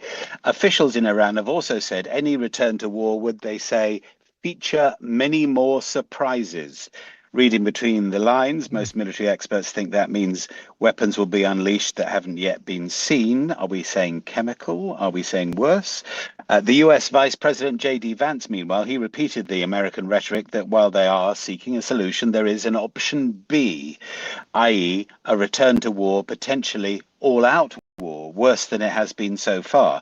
Meanwhile, at the primary school in Iran that was hit on day one of the conflict, it's now been visited by a Western reporter, a Sky News reporter, Dominic Waghorn. He has seen the damage done by a guided precision missile, or perhaps a misguided, unprecise missile. 150 people were killed at this primary school, most of them children. It happened mid-morning when it was absolutely crowded. And the locals there have called the lack of any American response gutless. Sure. Such things do fuel hatred for the future, don't they? Yeah, absolutely. It's always the son or grandson that takes up arms. Then Australia's stolen body parts. What is going on here? Yeah, so we got an apology from the government in Tasmania in Australia for a decades-old scandal. Essentially, a load of body parts, human specimens, were secretly taken and kept, and in some cases put on display without the consent of families, and no flash in the pan. This went on from 1966 to 1991. The samples were given to a university museum without the approval of family members, or indeed the coroners who were responsible for the bodies in the first place. Although the practice ended some time ago, 35 years ago, the full extent has only just come out. Family members have been in Australia's parliament expressing their, as they put it, enduring distress, anger, pain, grief and trauma. And it would be a very uncomfortable thought, as happened to John Santee, who buried his older brother Tony after a motorbike crash 50 years ago, to discover they didn't bury Tony intact. He was buried without his brain. No. Now, he was dead, and there are plenty of people who would donate parts of loved ones for medical science.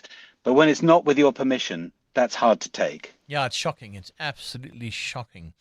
Unsaintly saints, how can there be Spygate in football? Cindy's been running this story, and I just shake my head. Yeah, what on earth would they have gleaned, you wonder? Celebrations at Arsenal, but scandal and skullduggery at Southampton. They've been kicked out of the Championship playoff final on Saturday. So Middlesbrough, who they beat in the semi-final and who they spied on, are the team that will replace them against Hull City. This match, by the way, on Saturday, the Championship playoff final, is said to be the most expensive game in world football, even above the World Cup final. It is thought to be worth, to the winners, £200 million, roughly speaking, 4.5 billion rand, to the winner of Saturday's final. And Southampton won't be there because they sent a scout to spy on Oxford United, Ipswich Town, and then Middlesbrough. You've got to wonder what they gleaned from spying. Yeah, Oxford have got a big lad up front. Yeah, Ipswich play 4 at the back. I have no idea. I mean, come on. Thank you, Adam. That's Adam Gilchrist and the bizarre world news. EWN Business. Right, this Pick and Pay deal. It's got me thinking. Now, Boxer is the big shining crown or jewel in the crown. Now, they've sold off a nice chunk of that. It's a very interesting story. I know they're going to raise capital, but still, is it not a little bit dangerous? Look, the budget retailer Boxer has been a saving grace for Pick and Pay, because at a time that they're going through now in the turnaround strategy and trying to streamline the business, Boxer is making a lot of money, and Pick and Pay taking that opportunity to raise some of that funding. So the retailer has raised close to 5 billion rand with another sale of its Boxer stores shareholding. The retailer is trying to intensify funding for its turnaround strategy. The sale sees Pick and Pay let go of an additional 11 to 12% of its stake in Boxer. The retailer sold 57 million Boxer shares, reducing its stake to about just over 53%. It remains the main shareholder in Boxer stores. Now, despite the sale, Pick and Pay says Boxer remains a key part of its future growth plans. The money will give the retailer more financial breathing room as it works to rebuild its core supermarket business. Pick and Pay says it has upgraded stores, improved operations, and closed or converted nearly 100 underperforming stores. The company recently started a Section 189 consultation process, this with workers and unions, as part of efforts to cut costs and improve efficiency. Sure. Interesting stuff. Right, you would have heard with Adam in the World View there about what the US is, looking at doing. Stories are starting to come out. The markets, how they're reacting. Asia markets are lower as those tensions continue on the Strait of Hormuz. It wasn't any different overnight on the Wall Street in the US. The S&P 500 down by more than 0.5%. The Nasdaq was also weaker, with the Dow Jones Industrial also in some weakness. The JSE was also fed some of the same. The all share down 1,200 odd points. Mining shares also down by more than 3.7% yesterday. The rand this morning just weakening against the dollar, 16 rand 71 cents against the US dollar, 19 rand 36 against the euro, and 22 rand 36 cents against the British pound. Price of gold, $4,468 an ounce, or platinum at $1,926. Brent crude now at $110 a barrel. That's your morning business. Stephen Crotis with more analysis later this afternoon. Thank you, Mateo. The time, 8:31. Coming up in about 20 minutes, it's Corporates That Care, and we're talking to RMB today. I'm looking forward to that, talking about what they're doing for local talent. Safiso Zulu, I see Dada Marrero is speaking today. He's got a lot to answer for, I'm afraid. That's right, Ray. Good morning. He's expected to unveil his new commitments when he delivers his State of the City address today. The mayor's last speech before the local government elections comes as Joburgers are growing frustrated by worsening poor service delivery. Recent protests by residents over unreliable water supply have also prompted intensified intervention by national government to help stabilize the crisis. National Treasury is keeping a close eye after Finance Minister Enoch Godongwana recently intervened to stop a wage agreement between the Metro and Workers' Union SAMU. In a new development, Eskom has served the city with notice of its intention to reduce, interrupt or terminate electricity supply to certain bulk supplying site or suppliers, citing debt that has now climbed to 5.2 billion rand. 3 suspected criminals have been killed during a shootout with police in KwaZulu-Natal. Officers say the trio was wanted for crimes including kidnapping, fraud and the possession of illegal guns. Spokesperson Robert Nichiwunda says the men were caught in Marion Hill this morning. Police spotted suspects driving along Milky Way Road and attempted to stop their vehicle. The suspects defied police orders and sped off. Police gave chase, and during the operation, a shootout ensued. The suspect's vehicle lost control and hit a tree. 3 suspects were shot and fatally wounded during the shootout, and no police officer was injured. Staying in KZN, civic group March and March has slammed allegations by protesting foreign nationals in Durban who have accused their members of threatening and assaulting them. People picketed at the Durban Central Police Station yesterday demanding protection. They claim March and March is fueling unjustified hate against foreign nationals.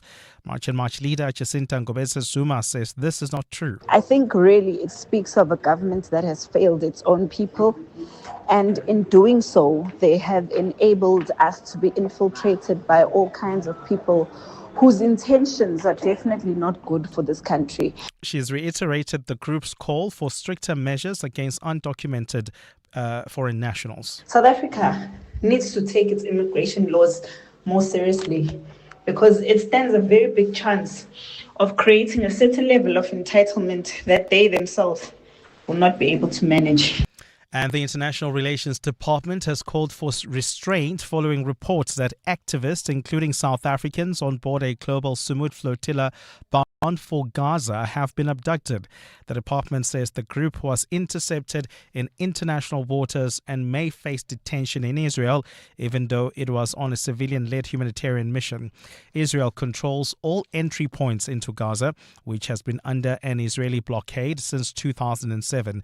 Prime Minister Benjamin Netanyahu earlier denounced the flotilla as a malicious scheme designed to break the blockade they have imposed on Hamas in Gaza. The department here at home is calling for respect for international law and the immediate protection of rights and dignity.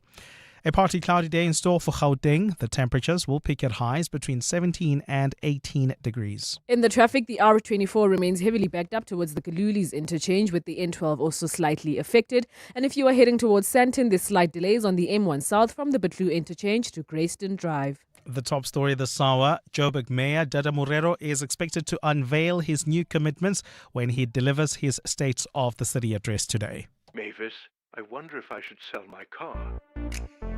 I'm not sure where to go. Wanna sell your car, but don't know what to do.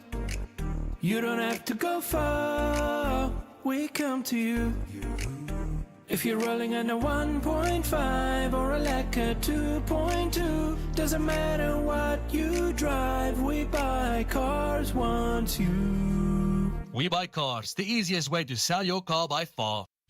The 702 Josie My Josie Walk the Talk is calling on you to walk with the people, for the people, on Sunday, 26 July. Babize bonke. And this year you can choose from 3 different inner city routes. The 5-kilometer Victoria Yards route takes you from Ellis Park through the inspirational Joburg Cricket Club into Victoria Yards and past the Troyville Hotel. And then you finish off at Ellis Park. So whether you're taking on the 5 kilometer, 8 or 15 kilometers. Enter now on Prime Media Plus and get ready for the 702 Josie My Josie Walk the Talk, hosted by the City of Joburg. Gabelo's the go-to guy for renovations. His bakkie is full of tools, ready to build dreams. But one day, a reckless driver takes him out. Now, his bakkie is standing still. No wheels, no money, Gabza. But with budget, he'd be back on site faster than you can say DIY. Don't let expensive days stop your hustle. Visit budgetinsurance.co.za for a business insurance quote today. Budget is a licensed non-life insurer and FSP. T's and C's online. 702. WhatsApp us on 072 702 1702. Morning. No, you're not being pathetic. I also don't like it. I also don't like the fact that we pay for plastic bags with the shop's branding. Like I'm advertising you and I'm paying you as well. Awa. Good morning, Ray and the club. Ray, you're not the only one with the number plates. When I bought my car, it had that number plate and I changed it immediately because I don't want to do free advertising for people. You are not insane. I'm just like you. It's she in Boxback. I am Ray. You are so right. That's free advertising on cars. So I bought my Audi at Audi Bryanston, right? And then for some or other reason, I couldn't service it at Bryanston, and then I took it to Audi Mandela. And then they removed the sticker from Bryanston and put theirs with that contact details. I removed it. Like, what the hell? And they didn't even have the courtesy to call me and say, oh, this is what we've done. I see it up after a couple of days, and I've really removed it because what is this? Good morning. Reina, I understand you. I also don't like it. And I also keep questioning, why am I paying for plastic bags that have the shop's name on them? Like, I'm advertising you everywhere I go, but I paid you for the bag. Make it make sense. This is Kay from Ikuruleni. The other advert that pisses me off, it's of the funeral parlors. When they come to bury your loved one, they've got flags everywhere and they're marketing themselves. There's a table that is set up and make people to join the funeral parlor and you name it. You know, it pisses me off. Walter here from Randburg. Thank you. Good morning, Ray, Tyron Randburg. When it comes to advertising on a video, I mean, that's ridiculous. Obviously, they can advertise. They're the ones who shot the video, right? It's like saying Universal can't put their Universal logo on a movie for Hollywood. Come on. When it comes to the advertising on a car, well, most of us think more highly than we ought to think of ourselves because we're not that important. We're not going to get that much traction for the stickers on the car. So that's just my take. I think you're overthinking everything here. I'm loving this morning. Talking about intrusive advertising. And I mean, Cindy, I was talking about you go and buy a car and you get this beautiful car. And then on the number plate, that plastic thing around says, powered by Cindy Polluter Motors. And you just go to yourself, oh, come on now. It's free advertising. It's a bit of a pet hate. I see I've touched a bit of a nerve with some this morning. That doesn't irritate me too much on cars and stuff. I know it does irritate certain people. Yeah. Because I myself have a sticker on my back windscreen that from the group that I bought it from, and my husband's friend's like, you need to take that off, and I'm like, oh, I don't feel like it. But what I do commiserate or feel sorry for that listener, and I agree that funeral parlors who put up their branding at your funeral when you've paid full price, that is tacky. I mean, just use your tact, like you say. If it's going to be a wedding video, at the end you can say, proudly brought you by Cindy Polluter Videos, or what are you? That's fine. That's okay. But not as they're having that first waltz or something. I mean, come on, guys. It's all about tact this morning. 072 702 1702. EWN Sport. And the celebrations continue. And I'm sure the Arsenal fans are not holding back any tact because they've waited 22 years to rub it in all your faces that they are the Premier League champions. They have put that trophy in the cabinet after Bournemouth held Manchester City 1-0. Haaland scored in the 95th minute to cancel out Kroepe's first half goal. Manchester City boss Pep Guardiola has praised Mikel Arteta who's the first former Premier League player to win the title as manager. Of course, on behalf of all Man City, my team, congratulate Arsenal, Mikel, staff, backroom staff, all the players, fans for this Premier League, and they deserve. That's a question for him, but I'm pretty sure it will be special. You know, put a lot of effort, work, and I'm pretty sure, and yeah, congratulate him. Season closes Sunday, and at the bottom, Tottenham Hotspur will have to fight to the end after losing to Chelsea 2-1. To avoid relegation, Spurs must beat Leeds and hope West Ham loses to Everton. Southampton no longer playing for a place in the Premier League. They've been expelled from the playoffs after they were caught spying on other clubs. Middlesbrough has been reinstated and will play Hull for a place in the Premier League. Tonight in Istanbul, a big one for Aston Villa. They're taking on Freiburg in the Europa League final at 9 p.m. Villa captain John McGinn. We were in the Conference League 2 seasons ago. The dream was to get to the final. We didn't achieve it. Champions League last season, the dream was to get to the final. We didn't achieve it. But this season we managed to deal with each game with the same respect that we will treat Freiburg with. But the final message, our players, is play the same way that we have done over the years to be in this position. Cristiano Ronaldo will make a record 6th World Cup appearance in the Portugal squad with Fernandes, Vitinha, Neves, Mendes and Ramos. Tennis's number 2, Carlos Alcaraz, confirming he won't defend his Wimbledon title this year due to a persistent wrist injury. He's missing the French Open, that starts Sunday. To play at Roland Garros, South African Lloyd Harris has to get through the qualifiers today. He's up against Pellegrino. And at the IPL, 15-year-old Vaibhav Suryavanshi smashed 93 from 38 as Rajasthan Royals beat Lucknow Super Giants by 7 wickets, keeping their playoff hopes alive. Cindy Paluta, Eyewitness News Sport. That's Amanda before she got naked. When the power tripped, Amanda felt more helpless than when her mom-in-law called her lasagna different. So Amanda got naked. She got car and home insurance at a lower premium and can now call an electrician anytime via the Naked app. There we go. Cover your car and home now at naked.insure and see how easy insurance can be when you get naked. Naked Financial Technology is an authorized FSP. Get naked. We asked rugby legend Francois Steyn what he thinks of the all-new Toyota BZ4X. France, would you say the BZ4X is a rugged all-wheel drive SUV? Yeah. Cool. Was the acceleration and handling good? Yeah. All right. So you think the BZ4X can handle South Africa? Wat dink jy? Well, there you have it. The all-new Toyota BZ4X, an all-wheel drive battery electric SUV made to handle South Africa. The BZ4X. It just got real. It's that time of the year. Sore throats, congestion, wet and dry coughs, pain and fever. For trusted relief for you and your family, ask your pharmacist to recommend a winter survival pack from the Adcock Ingram OTC range. With products like Medikil A, Expigen, Corenza Parac, Adconapamol, Dilinct Junior and more, we have you covered this winter. Remember, Adcock Ingram OTC, sponsors of Brave. EWN Traffic.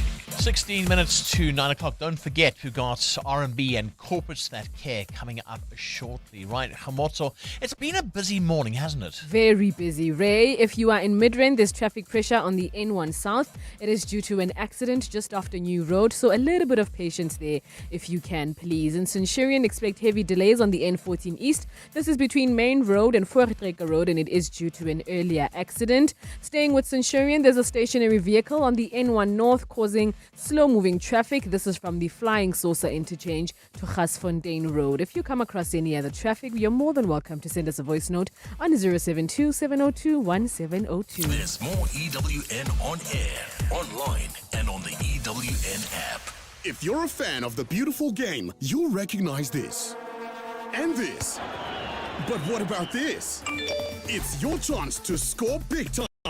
Win your share of up to 2 million rand with Standard Bank. It's game day every day. To enter, open and use any qualifying Standard Bank account, in-app or in branch.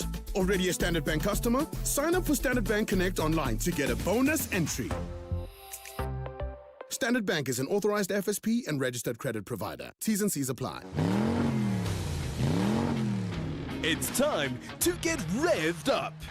The Motor Select Rev Up sale is on, and we've got thousands of quality pre-owned vehicles at unbeatable prices. That's everything from city cars to 4x4s. Offer ends 30 June, so get to motorselect.co.za now.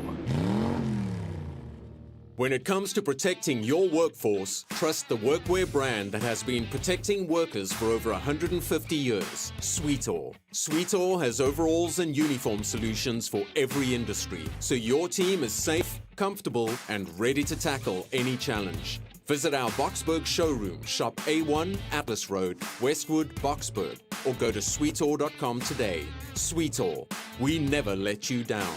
Superior protective workwear since 1871. Coming up on the Clement Mandela Show on 702.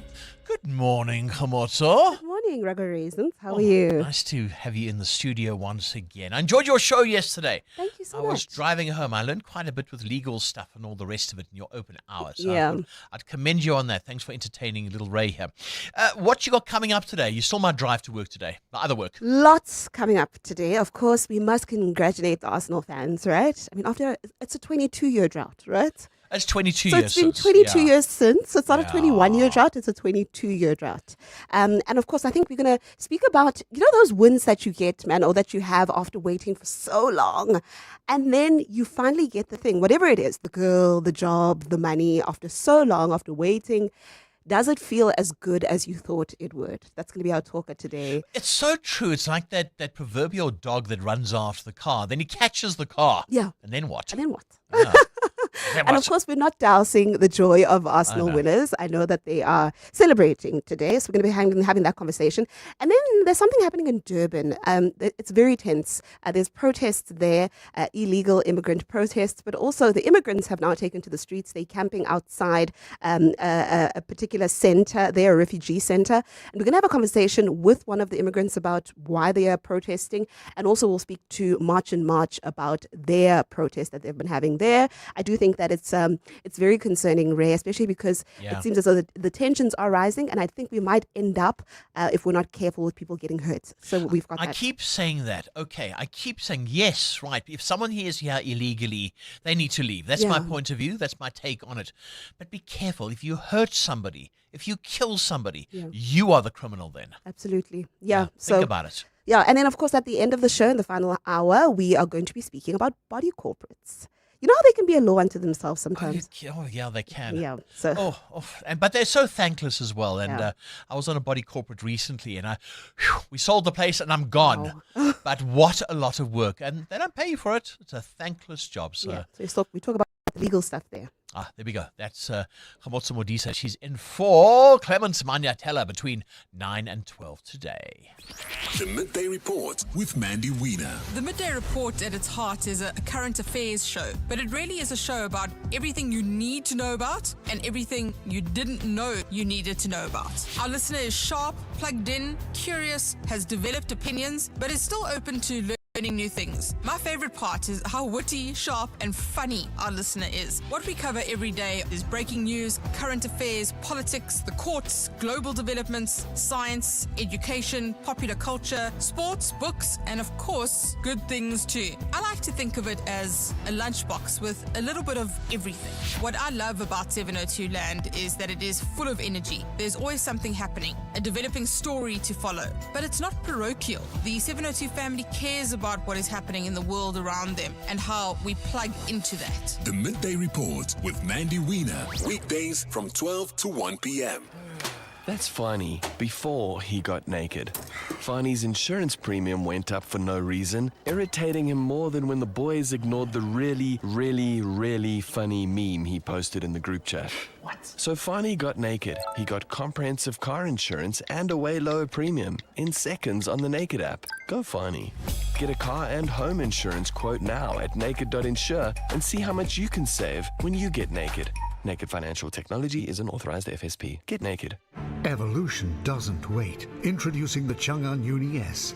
Unexpected, unmistakable, uncompromising. Engineered to a higher standard, unlike anything in its class. Unsurprising, really, from China's oldest automaker. Trusted by 30 million drivers worldwide. And at $4,999 per month, it's an unbeatable offer too. Chang'an Finance, T's and C's apply. Visit chang'anmotors.co.za for more. The Chang'an Uni S. Chang'an, driven to evolve. 7:02, Josie, my Josie, walk the talk is calling on you to walk with the people, for the people, on Sunday, the 26th of July. Babiza bonke.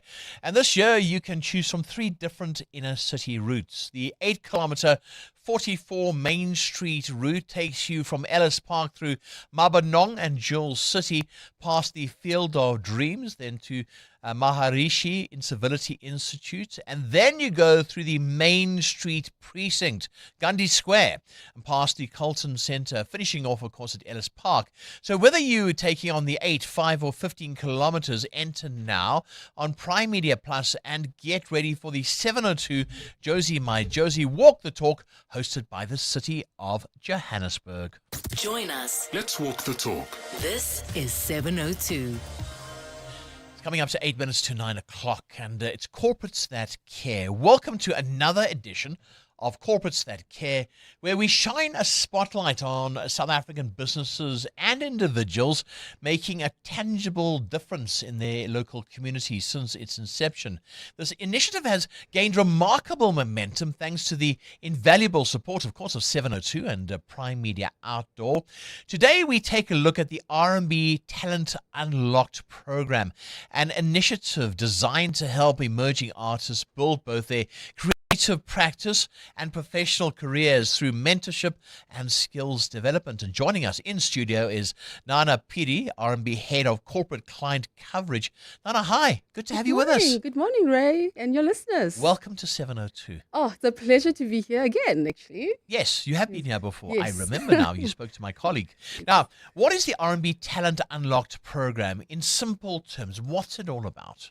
In simple terms, I think maybe it starts with the purpose of why we created it. It starts with, the ability to see from a youth unemployment perspective, how do we help with that? And Talent Unlocked started in 2014 for us.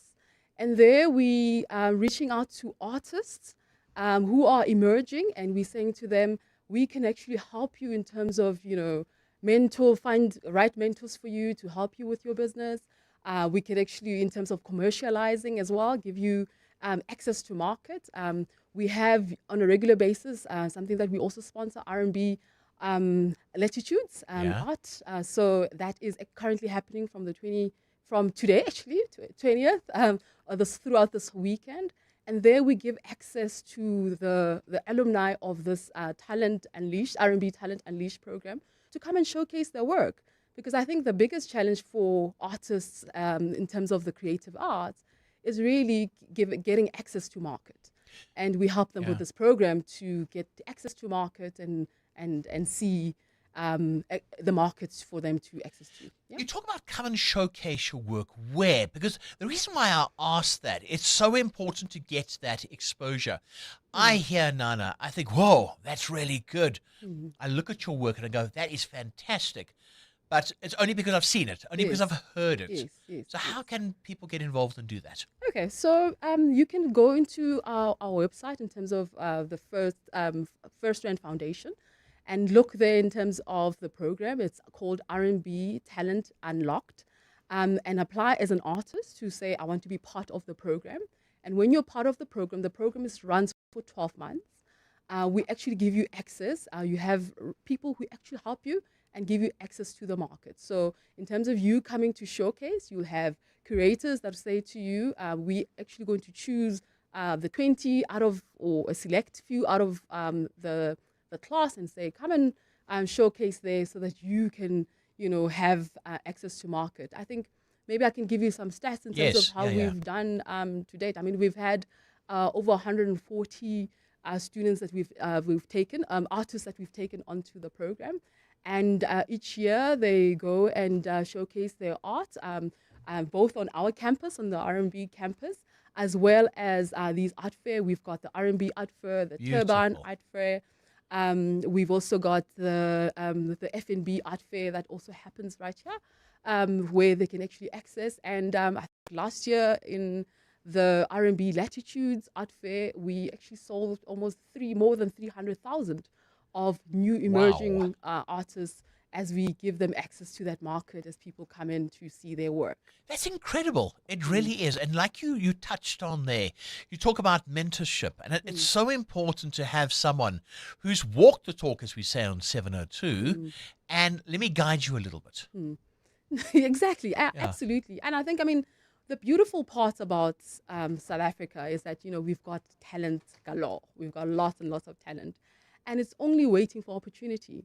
And I believe that through this program where we have mentors, we actually say to you, this is the path to the opportunity to access, from a participation perspective. It's quite incredible because it unlocks something, for, a creative who is just focusing on their creative work and saying, let's commercialize what you do so that you can actually thrive and create a business out of it for yourself as well. So how does it work? You said a select few. Now, obviously, there are so many people listening to this interview at the moment. How do they get involved? They can go to your website, etc., etc. But you only take a few.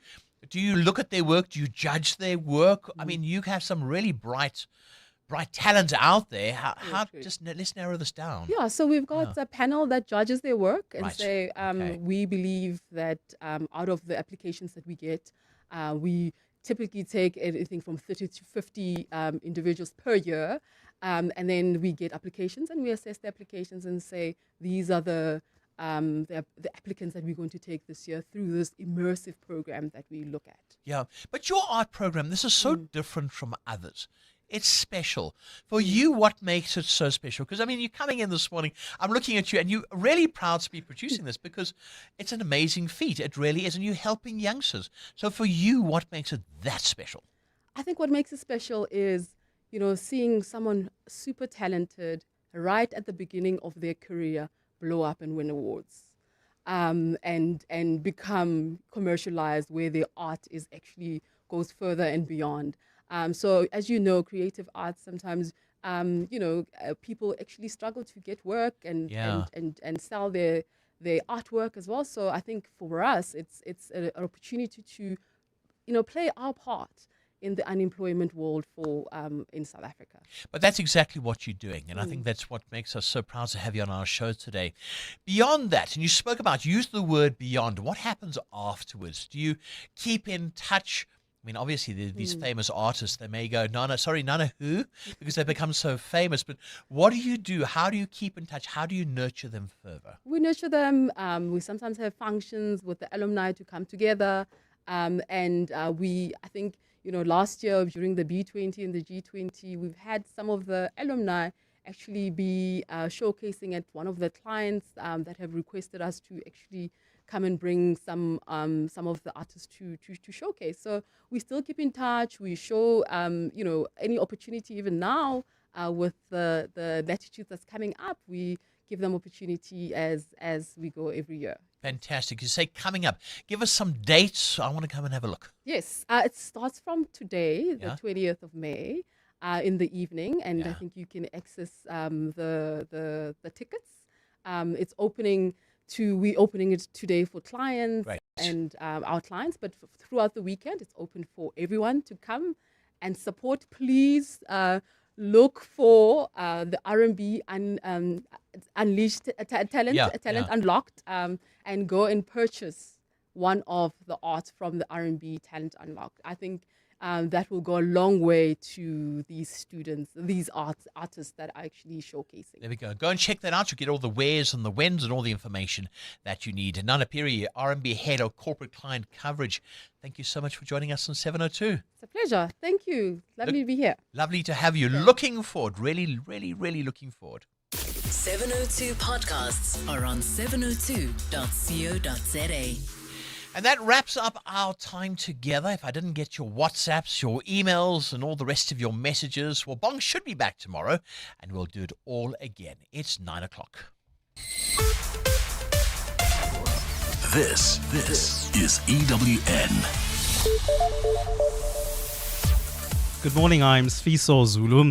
A legal battle between the owners of Marble Towers and the city of Joburg is set to continue this morning. The Metro obtained a court order on Monday to demolish illegal business structures set up inside the multi-story building. But the owner of the property interdicted the urgent application, preventing the crackdown yesterday. Jabuli Lembata has more. After arguments yesterday, Johannesburg High Court is expected to deliver a judgment